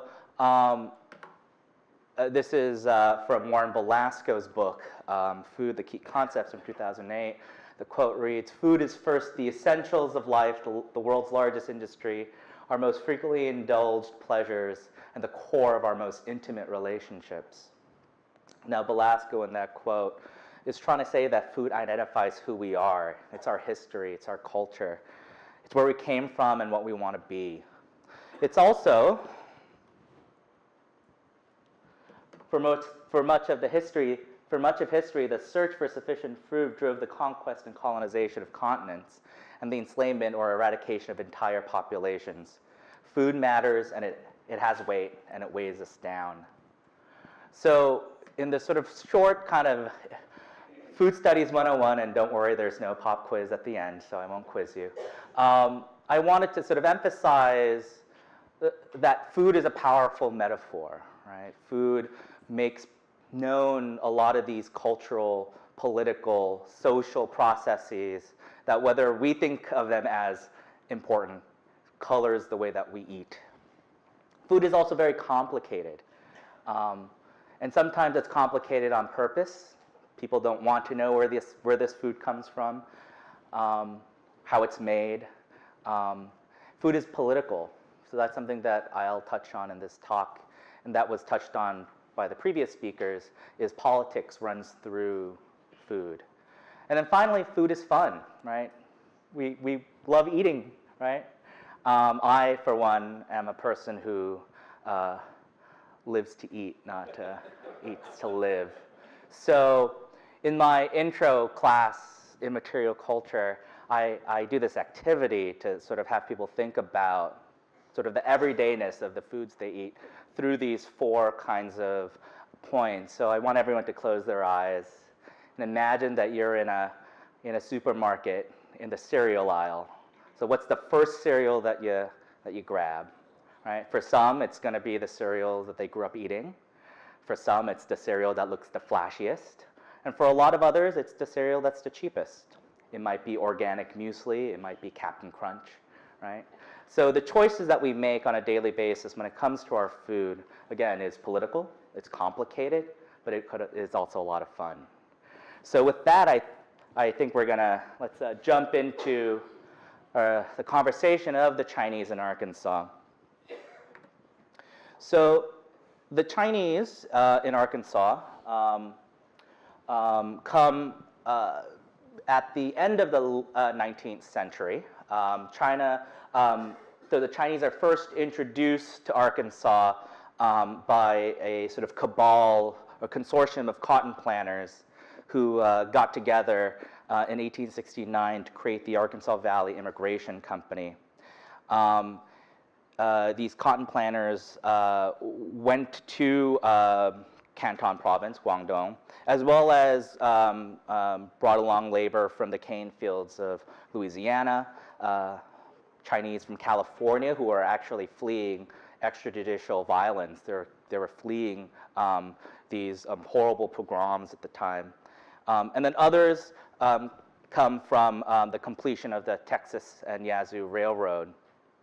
What's interesting about this group is the planters, this is the end of the Civil War, during Reconstruction, they were looking for what they termed docile, non-political labor. They wanted a labor force that they could exploit. Basically, they wanted slave labor, right? But when they brought these Chinese workers, the fields, Chinese workers weren't having any of that, right? They saw the working conditions, they saw the way that they were being treated, right, as almost quasi-slaves, and they weren't having any of it, right? So they leave the fields. They were like, I'm not gonna stay here. I'm not gonna take any of this. And so, starting around the late 1880s, going into the 1890s, a lot of the Chinese migrant labor either leaves Arkansas to go back to China. Some go back to California, but a fair number stay.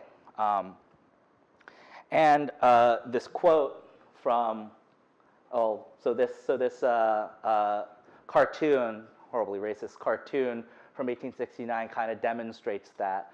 This is from Frank Leslie's illustrated newspaper from 1869, and so you see this. I don't know if there's a pointer. I don't know is this the pointer?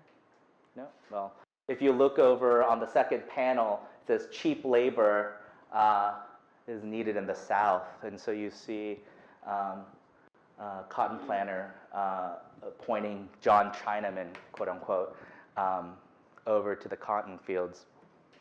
Now, this is a quote from the Reconstruction governor of Arkansas in his book, The Aftermath of the Civil War, and it says here, undoubtedly the underlying motive for this effort to bring in Chinese was to punish the Negro for having abandoned control of his master. But like I said, the Chinese workers knew this, and they were like, we're not having any part of this. And so by the beginning of the 20th century, like I said, some go back to China, some go back to California, but some stay. And they saw an opportunity opening up these small grocery stores that served mostly the African American laborers. Now, to give to give a little bit of context, this comes at a time, these neighborhood stores come at a time when the plantation-owned commissaries were beginning to shut down. And so there is this market opportunity, right? There's this opportunity to serve a community that is being underserved. And so the Chinese begin to open these grocery stores. So I'm gonna head back. And so this photo is from Altimer, Arkansas. In the 1930s. It's the Benson and Company. This is from the Library of Congress. And so this belonged to the Guillaume family, and I read the Guillaume family's interviews in John Jung's book, which I think Marilyn pointed out. It's a great resource. And it's interesting because the grocery store and the history behind Chinese grocers in Arkansas and Mississippi is where I began this journey. I got to meet and talk to some amazing folks. And life in the grocery store, as Marilyn and Jue talked about, was a difficult one. It was, a lot of 7 days a week. It wasn't the 9 to 5 with paid leave, right? And it was also difficult in the sense of having to navigate the complex racial dynamics of the region. And so I thought I would take a moment to share a story from Joe Danny, who's actually in the audience here. You could wave to the people. So I met Joe Danny through my work at the Southern Foodways Alliance, which is a part of the Center for the Study of Southern Culture at Ole Miss. And this is one of the stories that I got to share with the world. I just love this quote. This is the quote that introduces the project page, and it reads, "I can't tell you how many times I've been to New York, in Chinatown and San Francisco, and everywhere I go, they would tell my sister, bring your brother back here. We love that Arkansas accent he has on a Chinese accent. They get a real kick out of that." And I think that kind of sums up this wonderful identity that Chinese in Arkansas begin to sort of cultivate and create and make their own. Neither Chinese nor American, right? That middle part, that hybrid identity. And so I thought I would share a little bit of his story and a little bit of his history. So if you don't mind starting the video back there. I don't know if I could. Can I start the video? Born March 3rd, 1954. If you could maximize the screen, that'd be great. We're in the back kitchen of our store that's been here for almost 40 years, and my sister cooks us lunch twice a day, at least 6 or 7 Chinese course meal a day, and this is like growing up. Nothing's ever changed. You know, it's always the Chinese customs. You come eat at different shifts. There'd be like 10 of us, and we eat different shifts. And it's just remarkable how we have, you know, I guess accustomed to the same things that we've done for so long. We've never changed. You know, I guess it's because of our parents. My mother's 96 years old, and she doesn't like any change. You know what I'm saying? Like, she wants the same way that she used to have it when she was cooking for us back in the early 60s. My dad started back on the other side of Main Street back in 1950 that we were there, and he had a partner. And they ran the store, like I said, they used to open at 4 in the morning and close like at 12 midnight. And they did that for, about 15 years or so. 15 years they used to have them hours. And back then is when the city of Lake Village was so busy, you couldn't walk downtown Main Street. And not only was just our store, but it was every Chinese store on Main Street. You know, and that's when you had people that worked in the fields, like for farmers, and they'd come to town on the weekends. And they were that was just like the big deal to come in town weekends, and all the Chinese families with their kids, we were all just working the store. I mean, it was like, I guess it's called like a big sale, you know. I mean, everybody pitched in and watched everything, and it was just something that I wish the times were still here. I mean, those days were still here, because those were the good old days, with the Chinese families, traditions, and everything, you know. You know, back then it was a big thing for every Chinese family to have a garden. That was the thing. Everybody grown their own melons, their own bok choy, or whatever the case may be, like green beans, Chinese green beans, or squash. You know, all that was just, you know, everybody had a garden and raised that. You know, and everybody had enough to supply not only your own family, but a lot of other families too to death. I think Mother cooked Chinese food all the time until we finally just asked her. Like, we wanted fried chicken or pork chops, and I guess she just had to learn how to cook it and ask some of her friends, because for a while there, she would only speak Chinese, and we were growing up, we only spoke English, and so we'd have to ask our dads, and Daddy, tell Mama to cook some fried chicken or pork chops, and my dad would say, son, if you want your mother to cook your pork chops or fried chicken, you just got to start learning how to speak Chinese, and then she would ask her friends, other Chinese friends, how to cook it. That's how she started cooking American dishes. I'm so thankful that my parents taught me how to speak Chinese at a very young age. And I go to the cities, or whatever the case may be, and I speak to them when I go to a restaurant. If they can't speak English, and I'll speak to Cantonese, Chinese, and they'll laugh. And I'm like, am I not saying this right? Or what's wrong? And they'll come back and say, will you say that again? And I'll repeat what I ordered in Chinese and Cantonese, and you know, they'll call some other waiters or the owner out, and they'll come and listen to me. I said, what's the deal? Am I saying that wrong, sir? I said, oh no, sir, you're saying it right. But we never heard a Chinese with a southern accent. So that was Zhou Danyi talking about Ye Foodland in Lake Village, Arkansas. One of the things that I got out of hearing his story and others like his is when you look at first and second generation Chinese families in the South, you see them trying to preserve, going out of their way to preserve heritage, right? So Joe talked about the Chinese gardens, which I find endlessly fascinating, right? Being able to grow their own produce, because let's face it, it's hard to find good bok choy, maybe not so anymore because of our, globalized food world, but growing up, it's probably near impossible to find good bok choy in Lake Village. But at the same time, right, trying to learn about their new home, right? Learning about what is America, what is American, right? And a lot of that comes through food, right? Food becomes a marker of what it means to be American. What's Thanksgiving without turkey, right? So these are the kind of stories that I'm interested in my research around the politics of food.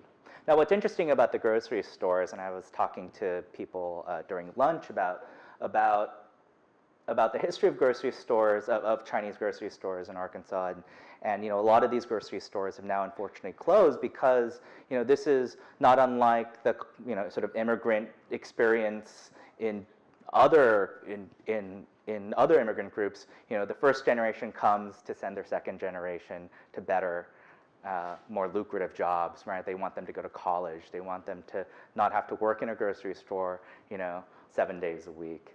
And what's fascinating now is if you look at the migration patterns, now Koreans have taken over some of those spaces. So my mother, who's in the audience today, we follow the sort of similar trajectory of a lot of other Koreans who come from the 80s to the early 2000s to begin opening up convenience stores and gas stations and small 5 and dimes in places like Benton, where my mom has her store. And so that becomes an interesting sort of migration pattern where one group, has become successful. Their kids have now moved out, and now have jobs as doctors and lawyers, and another group of immigrants come in to continue, serving these neighborhoods. Is that food doesn't follow a linear timeline. Food history, I don't know who said this, but history doesn't repeat itself, it rhymes. So one of the things that I like to do now is for us to take a little detour. And we're going to take a detour. My pointer isn't working. We're going to take a little detour to a cave in northwest Arkansas. Oh, actually, before we do that, though, I forgot about this slide.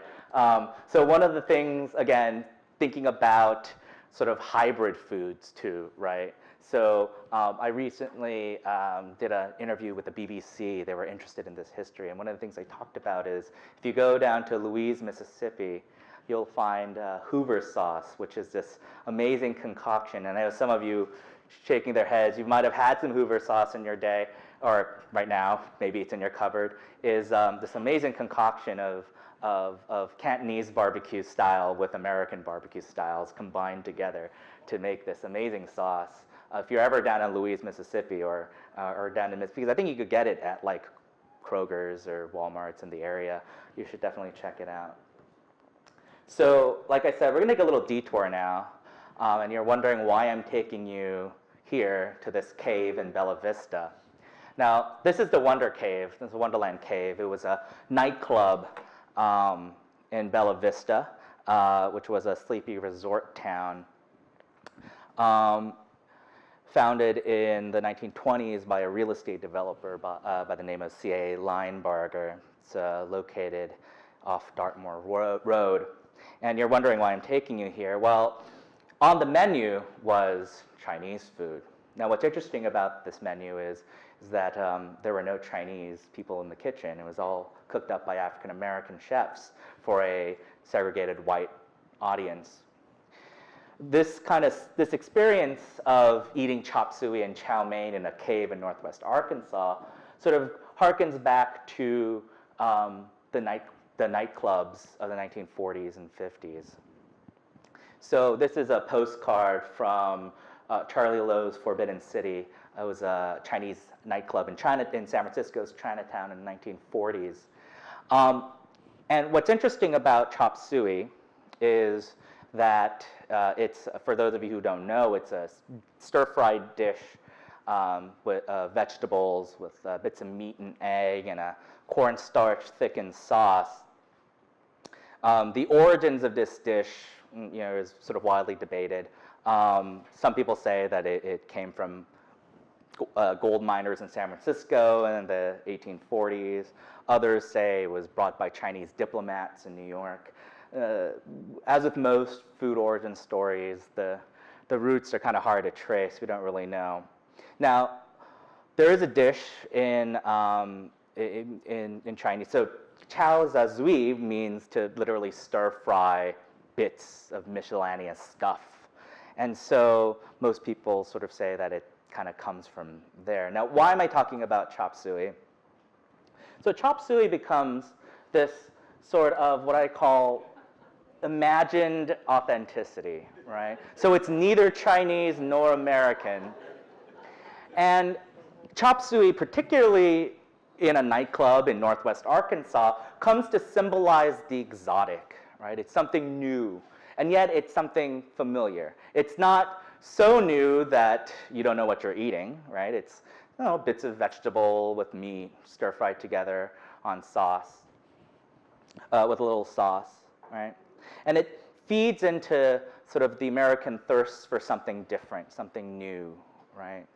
Now, what's also interesting is that this comes at a period in the 1940s where the Exclusion Act, remember what the timeline, it doesn't get repealed until 1943, and so China is still this kind of forbidden place. It's this dangerous place, and so there is this sort of mystique about this country, and so nightclub owners capitalize on that, and so that's why there is a place like Charlie Lowe's Forbidden City, right? And so chop suey becomes, again, like I said, this sort of imagined authenticity, right? So it comes from a dish that you find in Chinese cuisine. Again, like I said, chow zui is just things stir-fried together. But when non-Westerners, when non-Chinese Westerners would go visit Chinatowns in New York and San Francisco, they would see people eating certain things, and they would point to it and say, "Oh, can we have some of that?" And the chefs would make something, not exactly what the Chinese were eating, right? Because the Chinese were, they wanted to cater to the Western tastes. And so I see chop suey as this sort of plasticity of identity, as I call it, the way that food and identity come together and is malleable in that way. It changes constantly. Now, food has also been used, like I said in the beginning of the presentation, food is political, right? And so this is a leaflet that was distributed by the AFL supporting Chinese exclusion, and in it talks about how the Chinese were inferior because they were a rice-eating culture and not a bread-eating culture. Right? So this again is to show that food can be a marker of otherness and difference, right? Foreignness. Now this is an article. Can't really see it, but this article runs in the Daily Arkansas Gazette in 1895. 1880. And the title is Chinese Cookery.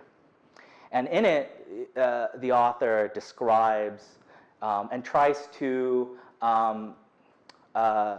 get people to go eat Chinese food.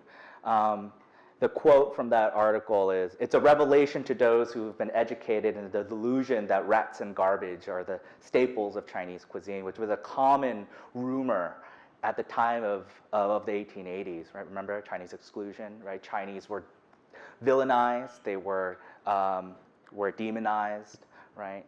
They were seen as these grotesque caricatures, right? And so there was a rumor that Chinese restaurants were cooking rat, right? And so this article that ran in the Gazette here in Little Rock in 1880 was trying to get people to go eat Chinese food. He says it's some of the cleanest kitchens he's ever been in, right? And so, you know, you have advertisements. This is from the Arkansas Gazette in 1895. It reads, Chinese restaurant, Tom Wing proprietor, breakfast, dinner, or supper, regular meals, 25 cents, right? Prompt service, good cooks, best meals in the city served hot and according to order. Give us a trial, right? And so there is this connection that still exists today of Chinese restaurants being a place to go for a quick, hot, cheap, filling meal. So now we're going to get to the Golden Venture. The Golden Venture was a freighter that ran aground off the coast of New York City in 1993. So we've jumped a couple decades, didn't we? So you're probably wondering again, why is he talking about this freighter? So this freighter carried 286 migrants from the region of Fuzhou in southeast China. I think that's southeast China. And they had ventured from Fuzhou through the jungles of Myanmar and Thailand to board a freighter in Bangkok that took them from Bangkok through the Indian Ocean to Mombasa in Tanzania, down through South Africa, and to New York City. Imagine that path, right? So the Fujianese now make up the majority of restaurant workers in America, of Chinese restaurant workers in America today. And you're probably wondering why I included this slide. Well, as I was looking into this story, because one of the things that I look at is how, again, politics, right, and is there anything more political today than immigration, intersects with our food. Well, some of those migrants were bound for Arkansas. And in fact, some of them ended up in Arkansas and are cooking in restaurants throughout Arkansas today. So, you know, this goes to show, again, how the global and the local intersect here in Arkansas. That you have a Fujianese migrant worker who trekked through the jungles of Myanmar and Thailand to board a ship going through the Indian Ocean around South Africa, and then docks on the East Coast, then takes buses from the East Coast to places like Little Rock, to Malvern, right? So these are, you know, so I came across this network when I was in New York doing research for this project, and I was in Chinatown about walking to visit the archives at the Museum of Chinese in America, which is a great place and a great resource. If you're ever in New York, you should check it out if you're interested in Chinese history. And as I was walking, I saw these large groups of people waiting for buses, right? And these were the buses that would take them to work in restaurants throughout the South. So I would see location markers like Chattanooga, Wheeling, West Virginia, Mobile, Alabama, and lo and behold, these were Fujianese migrant workers being sent to Chinese restaurants throughout the region. So I ask, and the future, right? So some of you might know where this is. This is Threefold in downtown Little Rock. Some of you might have eaten there. You should go and eat there if you haven't. It's delicious. I opened with this image because Threefold serves, like I said, delicious noodles and dumplings, Wuhan style, from the northeastern part of China. In this current day and age, it seems that everyone wants to be a foodie, right? You know, we are becoming more and more sophisticated with our palate for Chinese cooking, right? We know that there are regions in China now, that not everything is chop suey, but there's Sichuan, there's Wuhan, there's all sorts of provinces, each with their own very distinct cooking and cuisines, right? And so in this search for sort of authenticity, one of the things that I want us to think about as we're eating and continuing on is, and this is what my research right now is looking on, is how food comes together through these trans-Pacific conversations, right? So Americans are going to China, Chinese are coming to America, Chinese are coming to Arkansas, Arkansans are going to China. And so what are the foods that are being produced through these dialogues, right? Is it fusion? Is it diffusion? Is it confusion, right? And like I said, you know, there is politics to it, right? So we can't talk about China without talking about the current politics of China today, right? And wherever you lie on the political spectrum, it is a part of the conversation in our current political world.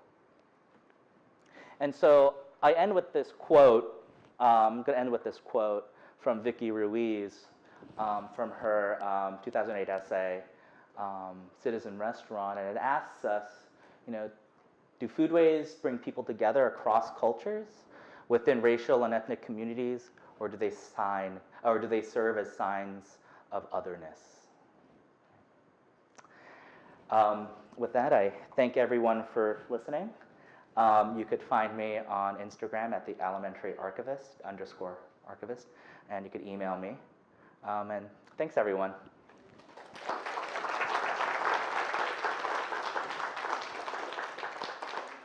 we have any questions? Yes, I think we have some questions. Yes. Isn't that fascinating that you could find Chinese cookies at a Walmart in China, right? So that just goes to show these sort of global connections between Arkansas and beyond, right? And so that's why I stuck that beyond at the end of the title. Originally, right, it just says, you know, future of Chinese food in Arkansas. But I wanted to emphasize that Arkansas is at the crossroads of a lot of these global conversations, right? Whether it's our business world, right? So there's a lot of business activity that goes back and forth between China and Arkansas. And then there's also a lot of cultural immersion and diffusion, right, that occurs between Arkansas and China. So yeah, so I think that's a great example. Yes. I hate to reveal my ignorance, but I must know, where is Fuzhou? That's in the southeastern part of China. It's It's across from Taiwan. yes, Oh, okay. yeah, On the outside of Taiwan. yeah. Thank you. Hey, I want to, Yes. Arkansas is a huge exporter of agricultural products to China. Yeah, yeah, Rice, chicken, that kind of stuff. yeah, yeah. So yeah. I'm not in that way too. Yeah, yeah. So if you look at rice exports from Arkansas, for example, you would think, you know, is there anything more "quote unquote" Asian than rice, right? So Arkansas exports a lot of its rice to the Chinese market, right? So, you know, again, think about that in terms of sort of these globalized networks. Yes. Another question since you brought that up.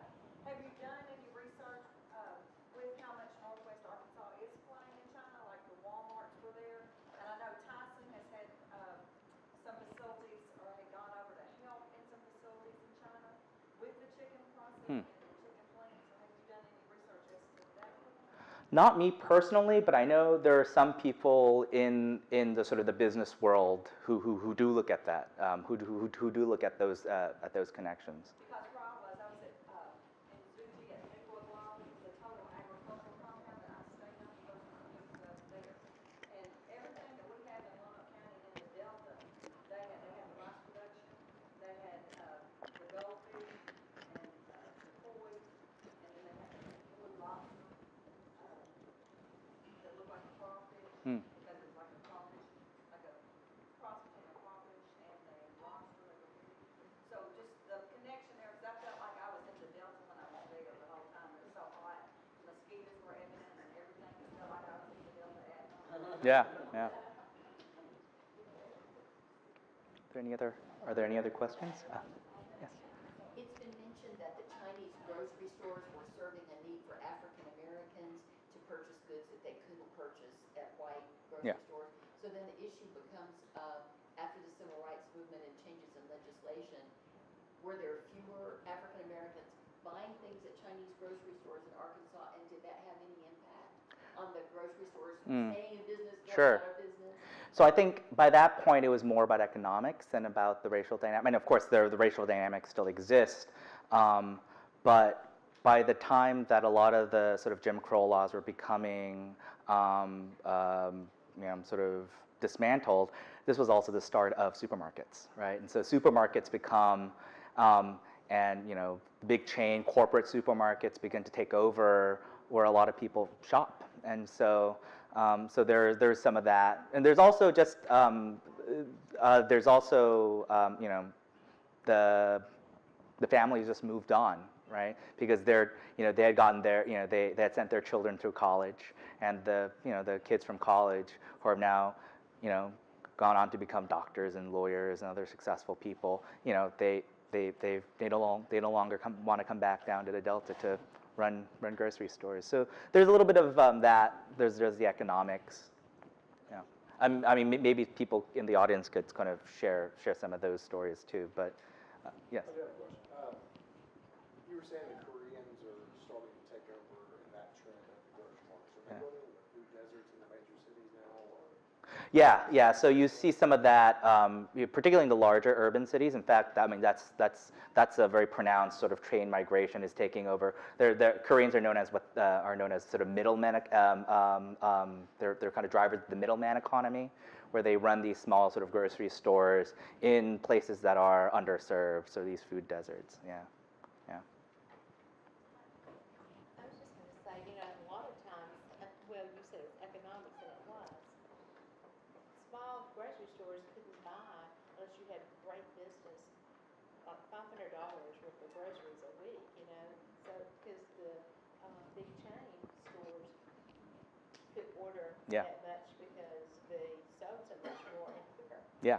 So they ousted. Yeah. Top stores, pharmacies. Mm-hmm. Yeah, I mean that's true. Like for the sort of mom and pop grocery store, it was hard to keep up with the delivery minimums, because the salespeople will demand that you purchase X amount of groceries or produce or whatever, and it was just hard to keep up with those minimums. I mean, my mother could tell you all about that. Yeah. I think I saw some other hands. I don't know if we have time for before we. I know we have the cooking demonstration. Yes, in the back. But with the food exchange in China, they all sit down like one big family, and they have the rotating, revolving table where they would take a bite at a time instead of putting everything on their plate. So as the generation that has come over, did that go out, or do the Chinese families here still do that, where they're eating out of the bowl instead of putting things on the plate and they take the chopsticks? I might have people in the audience answer that, because I mean it kind of runs the gamut, because the experiences differ family from family. I don't. Did anyone want to speak to that? The lady in the back wanted to know, when she was in China, she was served on trivets, where you would have a bowl of rice and all the dishes laid out, and you would take a little bite from each of the dishes. And she was wondering if people here still do that, and I can't really speak to that. I mean, there's some who still do. And I think that's about time. I thank you all for staying here and giving me a chance to present. Good. I hope everybody enjoyed lunch. All those recipes came from Miss Marilyn that spoke this morning, and so I hope we did them justice. We tried to do what we could. So today we're going to, Paula is my assistant today, and we're going to demonstrate the char siu pork. And I did some research into this, and it turns out that the char siu is actually, and this is great for us at school, that's the technique. You can char siu anything. It can be chicken, it can be beef, it can be pork, it can be fish, all of the things. And I found that very, very interesting. I'm a real big history buff, so it's been a great experience for me doing this for y'all. And that it's a literal translation, the char siu, and I'm sure most of y'all know that it's roasted. It's something about a fork it's cooked on the fork. the char siu is, and then originally it was done over open fires. And the, Chinese, you guys have been doing this for 2,000 years or more. It is the original barbecue. We Southerners like to say, oh, we're the barbecue queens. No, no, no, no, not at all, not at all. Y'all started it, and it's something that's translated over centuries, thousands of years. People have been doing this. So it was great for us to be able to teach our students and them get to see and find out what all it was about. So we're gonna make the marinade that we used on the pork today, and then we're gonna take that and we've got some of our dough left from the bao buns, and we're gonna demonstrate how to do the bao buns, and then we're also gonna take some and put it in the wontons, and we're gonna do the fried wonton and show how to do it for those of you that don't know, and that's all three of these things are so traditional and so fantastic and so, they've just been around forever, and all of these other cultures have taken them and changed it just a little bit to make it their own. We had the conversation about dumplings the other day. My daughters love dumplings. We have to go down to Threefold and have dumplings when they come home from school and, all this stuff. And so we just started making them at home. And so then we were talking about Italy one day, and everybody's like, oh, Italy, pasta, blah, blah, blah. Well, pasta came from China, came from Asia. It didn't come from Italy, So then I had to make raviolis for an event that we did at the Pine Bluff Country Club. Well, ravioli's just a dumpling. That's all it is. So there's this massive, this food just transcends all cultures. And you can't reinvent the wheel. Somebody's already done it. Somebody's already done it. So anyway, we're going to try to do some justice here, and we're going to try to show you how we did it when we were preparing for y'all for lunch today. And Paula's getting a couple things ready. She's chopping up some pork, and and it's all of these things are pretty simple, very, very simple. The marinades, and then you just put it together. That's it. So it's one pork item. We're doing the char siu pork, and we're making 3 different things with it. All right? Yes, ma'am. Is this char siu, is it Cantonese, Hainan, Szechuan, what? It can be any of them. I think the recipe we have is a Cantonese recipe. That's I'm pretty sure that's what it was. With wontons and the steam buns and dumplings and things like that. Every, area of the country has their own version, and they're all a dumpling or a bun or, a char siu of some sort. And it even goes further. I was reading about the wontons, and, the Chinese immigrants that went to the Philippines took them there. And now people in the Philippines that are of, Chinese descent, they have their own version, of what they call them something different. So it's, each region is, but I think the majority of the things that we did today were probably from the Cantonese region. So, all right, I'm gonna put this microphone down, and I will talk loud. And if you can't hear me, or if you have any questions, please, I'm great with questions. So, don't hesitate to interrupt us, and we'll get on with it. All right.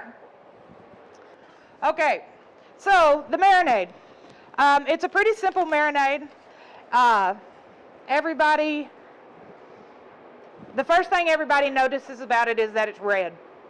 That bright red color, that's how you can distinguish what it is just simply by looking at it.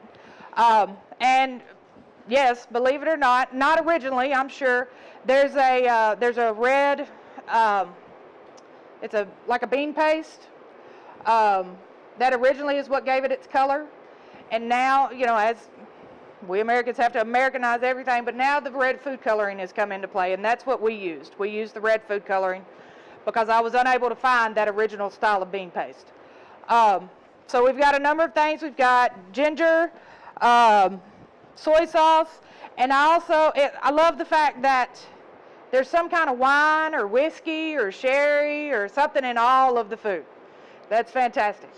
And you know, and there's a reason behind that, you know, on the cooking side of things. With the alcohol tends to act as a tenderizer, and that's the reason that it was for flavor, yes, also, but there is also a chemical reason why you put it in there, and it starts the tenderizing process. So what we've got here, we've got some sherry,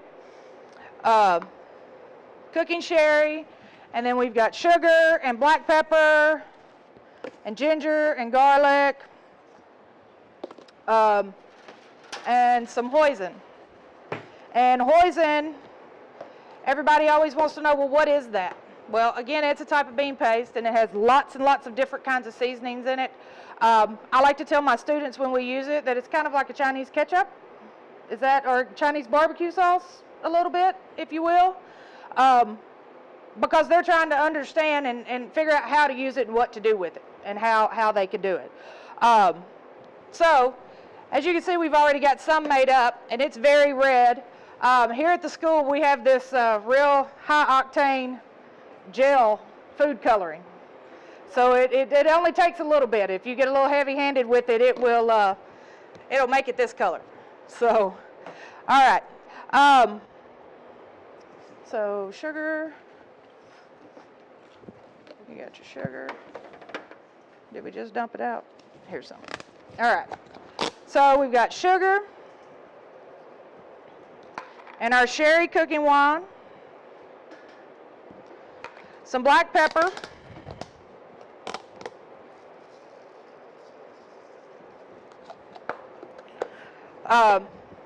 and these are very small amounts. A little bit goes a long way. And then we've got our hoisin.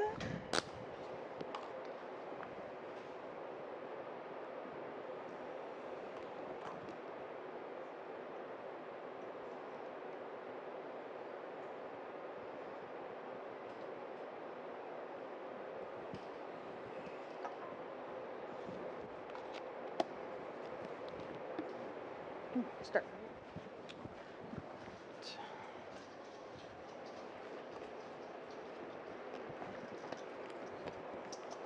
A little bit of soy sauce.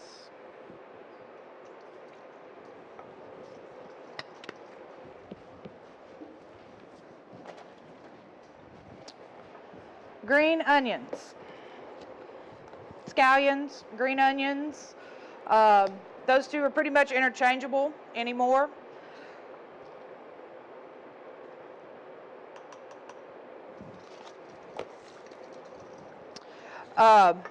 And then our red food coloring.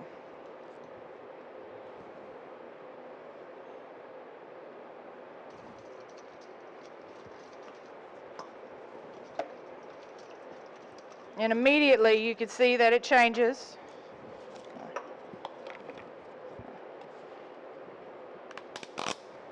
Pour it in there. Just pour that in there. Oh, okay. Yeah, what's in the bowl. So everybody can see.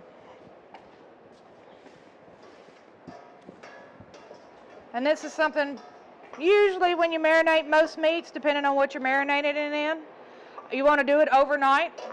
And that's where this comes in, magic of TV. We have some already marinated for you. I want to grab that tray. We're going to do it on a rack. I'm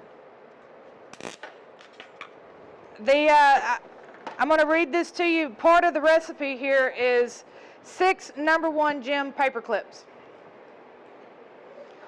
It took me a minute to kind of figure that out because it was something that I'd never seen before, not really with the paper clips.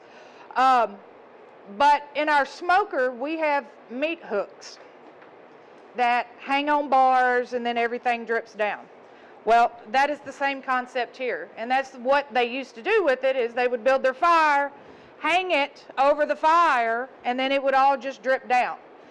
So when you do this, when you do it this way, you want to put a pan in the bottom of your oven, take your paper clips, fold it into the S, and hook one around the top oven rack and let it hang, and then drip down into the pan. So then you can get that, kind of authentic feel. We actually have a rack. This is the way that we would do it at school. And what I read when I was reading about this was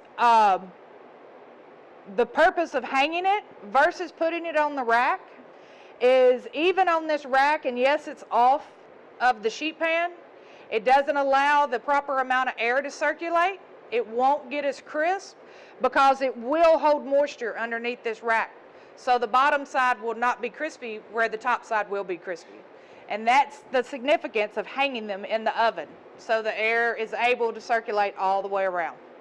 So I thought that's pretty ingenious. Paper clips. Imagine that. Who knew? All right, so what we did when we made this, we just laid this out, and what this is pork tenderloin that we did for the demonstration because we had a very small amount. What we cooked for y'all today was pork butts, or the Boston butt, pork shoulders, and this just says cut them into strips, 6 inches by 2 inches. It's a pretty thick cut, 2 inches.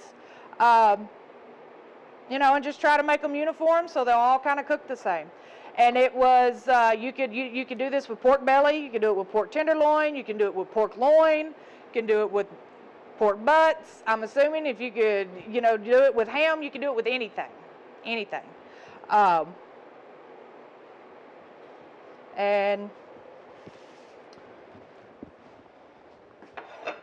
then once you do it, magic of TV, there it is, right there.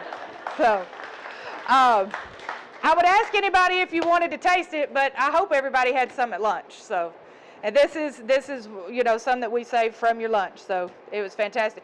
But the great thing about it is that if you can see, you know, it gets this red color, and cooked properly. And I've seen this before when I myself have eaten it in restaurants or, you know, a friend's house or whatnot. It's almost like a smoke ring on the American barbecue. That's the way it looks. It will penetrate down into the meat, given enough time and cooked properly. And I said, the original barbecue right here. We didn't invent nothing. Original barbecue right here. And it's delicious. It's absolutely delicious. I'll be doing it at home all the time because it's super easy and everybody has loved it. So we've been eating it for 3 days. So anybody have any questions about that? Anything? Okay. There you go, ma'am. $3.75 at home. At all. Ma'am? It's going to depend on the size of your meat. If you did the little pork tenderloins like that, but they might take 15, 20 minutes, maybe. You're supposed to do it low and slow, just like barbecue, if you would hang it. So it'd be over an open fire, and that, you know, that would be low and slow. So you could do it at home in your oven, probably 225, 250, and it's going to take an hour, maybe, depending on the size of what it is. But if you do it that way in your oven, you're not going to get it's not going to get that barbecue-y, that charred. You'll want to broil it, so it will seize up and get a little bit of crispiness to it. So, all right, the next thing Paola's setting up is we're going to show the wontons. And these are super easy to do. We're very lucky. We have we are able to get the wonton wrappers. You know, you can buy those commercial almost anywhere now. You can buy the wonton wrappers, egg roll wrappers, the dim sum wrappers, spring roll wrapper. You can buy everything. I thought that we might be adventurous and try to make them. But that was a little daunting for all of you, for us to try to make that many. And Jennifer had some, our purchasing director, and she's like, please use them up. I have 3 cases. So we'll never use them all up, ever. So if you want to come over here and show. Mm-hmm. All right. So what Paola's got is we've got a little mix. She's going to mix up a little bit more, and that's going to be a little different. This was actually some pork belly that we had, some roasted pork belly. We mixed it with some mushrooms, some green onions, a little bit of celery, some soy sauce, some garlic, some ginger, and put a little bit of cornstarch in there. And, you know, somebody asked me, why would you put dry cornstarch in it? Well, that's another little ingenious thing that y'all figured out, that you add the cornstarch to it, and the cornstarch will absorb any liquid and keep it from getting soggy. All right. And then the great thing about the cornstarch is when you have the soup dumplings, which is one of my favorite things in the world, you heat up those soup dumplings and it creates the soup inside of the steam roll, inside of the dumpling. And the cornstarch allows it to do that. If you tried to do it with flour, the flour would not do it. The flour would just stay clumpy and it would be gummy. It wouldn't go back to a liquid. So these are the ones that we had today. Like I said, it was roasted pork belly, just plain roasted pork belly. We chopped it down, put it in the food processor to kind of grind it down and give it some texture. What she's actually got right here is some of the char siu pork that we chopped up fine. And then we've got, what else do you have over here? You've got green onions and celery and some garlic and some ginger.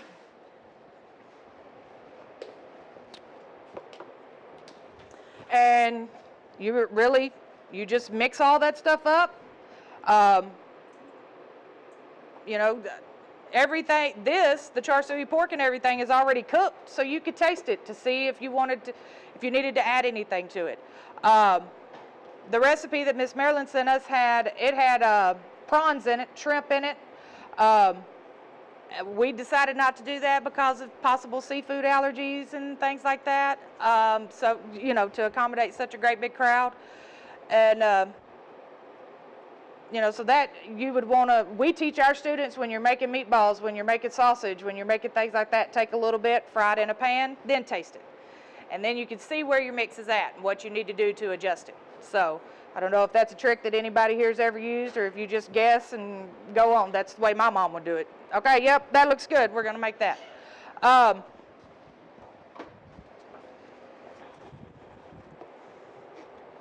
You don't need any more cornstarch because you put it in there. No, right? Okay. Smooth this stuff. All right, so we've got our wonton wrappers and we've got our mix. And we've got a little bit of water. The water's going to seal the wonton wrapper up. Like I was saying, it's kind of like the pork. Wontons can be many different things, many different shapes. They can have many different fillings. Traditionally, I think they're boiled. And then we take them and fry them and serve them as appetizers and things like that. But I think they're steamed or boiled is the way that they're traditionally done. The ones that we have, we were actually going to fry, just like we did for lunch today. And, I don't know which one is it. Hello? Here. Okay.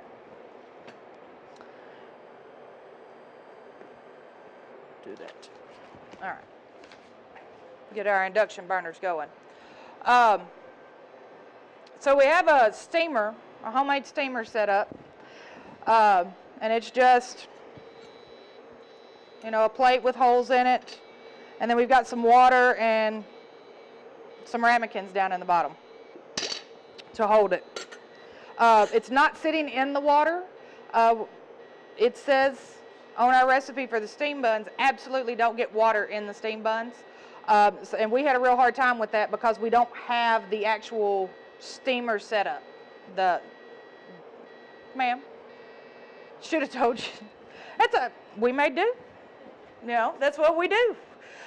We have to work with what we've got. And Chef Campbell did have some, and she volunteered to send me, you know, I could bring them up there to you, but they're small, and, you know, we made 150 steam buns, so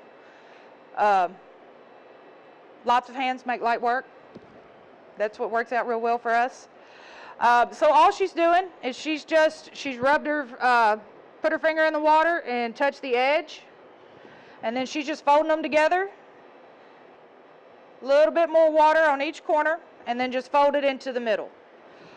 Those are the ones that we did. You can also take them, I'll take this one and pull all four corners up together.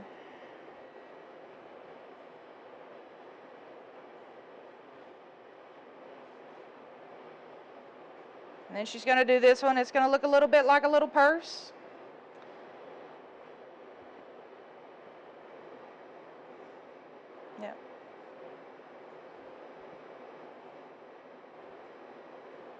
Versatile. Versatile.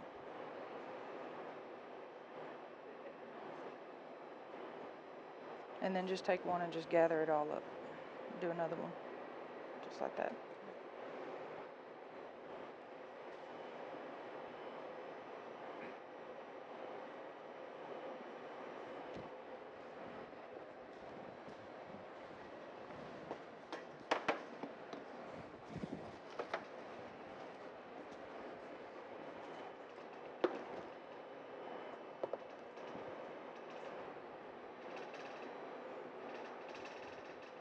Just squeeze it all together. There you go. Wontons. All right. And here's the fun part. I had to actually call in my bakers to help me with these yesterday when we were making them. I'm not a very good baker. I never claimed to be a very good baker. But I love bread. So this was a fun experience for me. And we learned some things. What'd you learn about these things? They bake like, well, they have to be steamed. It just takes like 10 minutes. And it's like very easy actually.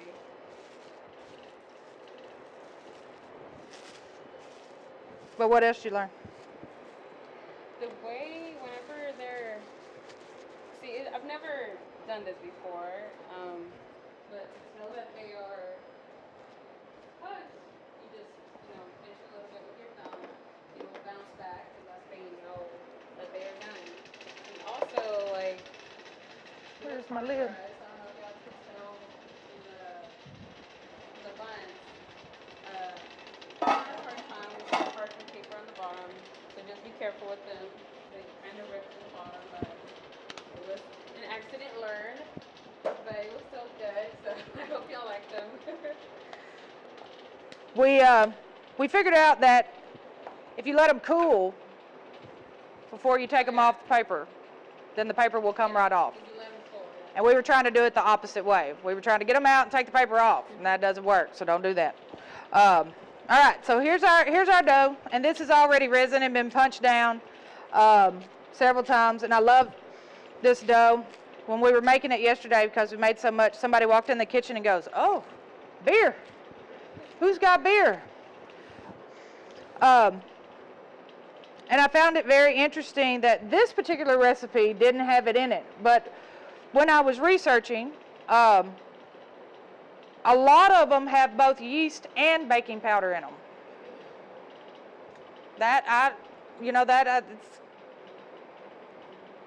I'm going to ask the question, why is that?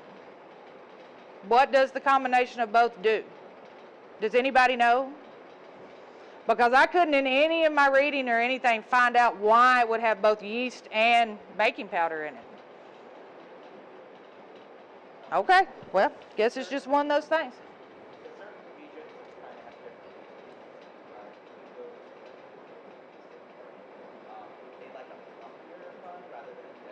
Mm-hmm. The baking powder does? Okay. All right. Well, I guess that makes sense. A little lighter. I'm guessing the baking powder does its action after the heat gets on. Yeast at low heat, baking powder high. Yeah. Yes. Maybe. I don't know. I'm going to keep finding out why, though. Because, I will ask Chef Ginocchio.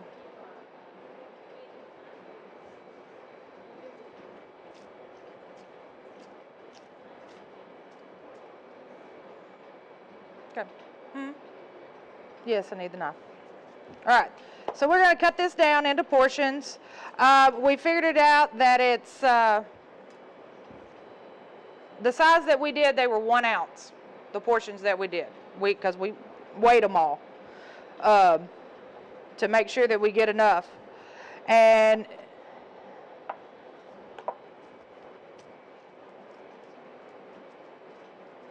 And then you roll it into a ball. I know you don't know, you weren't there. Flatten it out.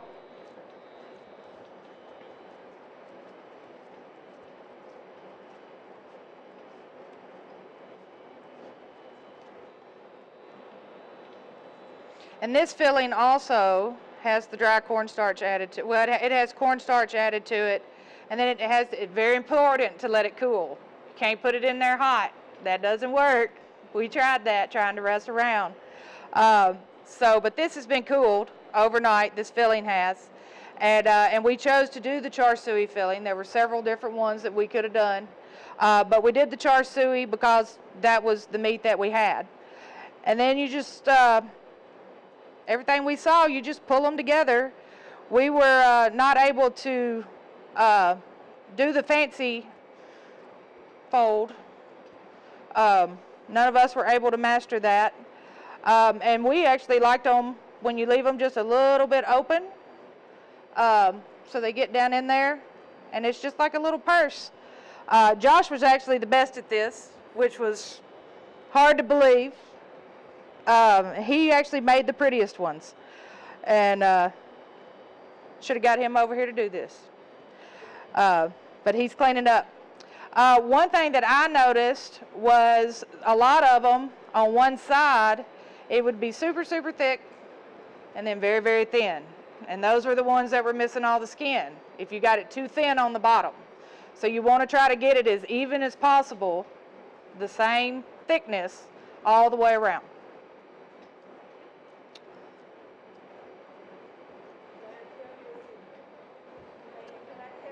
Absolutely. Please. Chinese make that, we use a tool. It's like little pen, so we don't just use a hand. You do roll it up. Roll it with a rolling pin? Yeah. And then evenly. Mm-hmm. And on the edge, you do it thinner. The reason you want thinner, so you can fold it nice pretty, and will not make it dough so much on the top. Mm-hmm. Okay. So with that Look in tool, there, see if there's a you rolling guys pin in don't there. use that, but if you use that tool, it will make it so much easier. So much easier. Okay.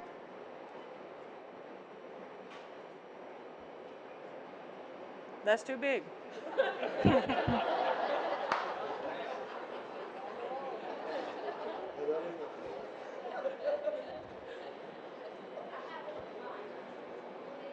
Yeah, a little bitty fondant roller. That would work. That would work. But we're not going upstairs to get one. So, all right. Check that grease. Think it's good? All right.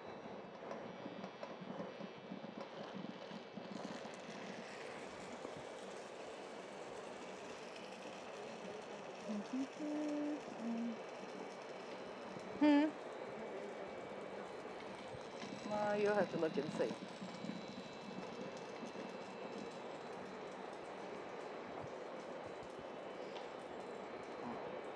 All right, let me see if I can get a few more of these in me. Oh, I don't have any paper.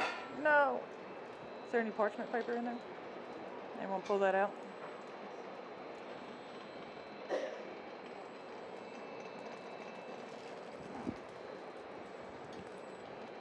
Too hot. All right, I think my oil's a little bit too hot.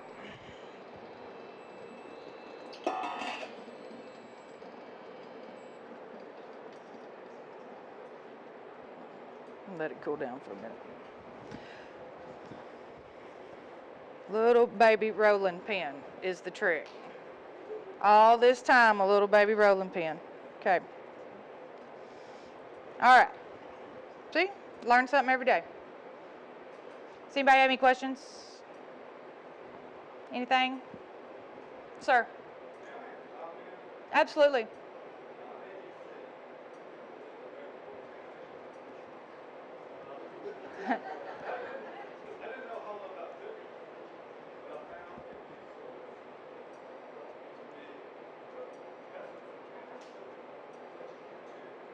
YouTube, yeah.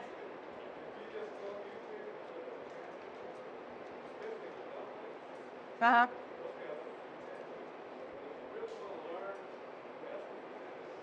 Yeah, I've tried. I just don't think I have a talent for that.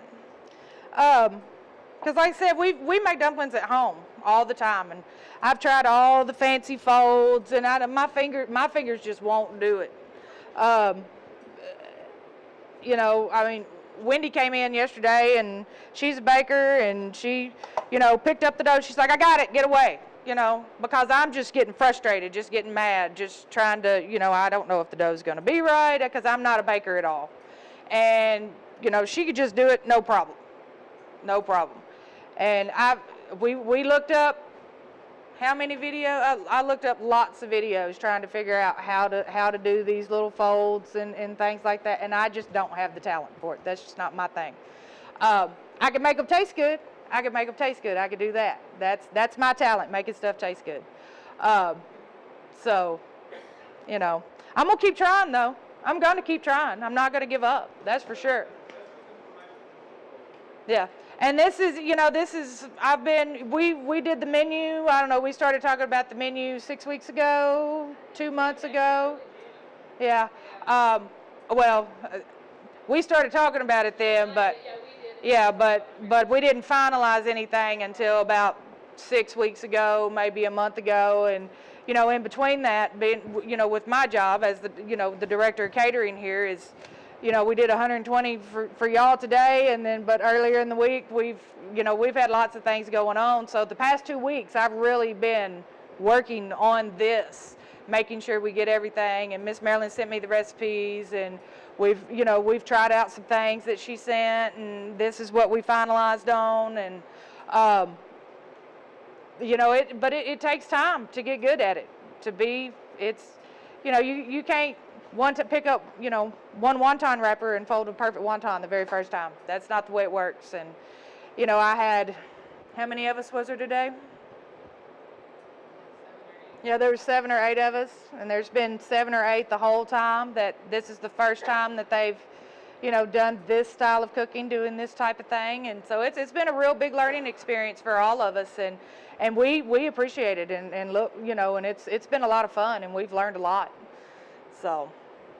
And we're real happy that everybody was here.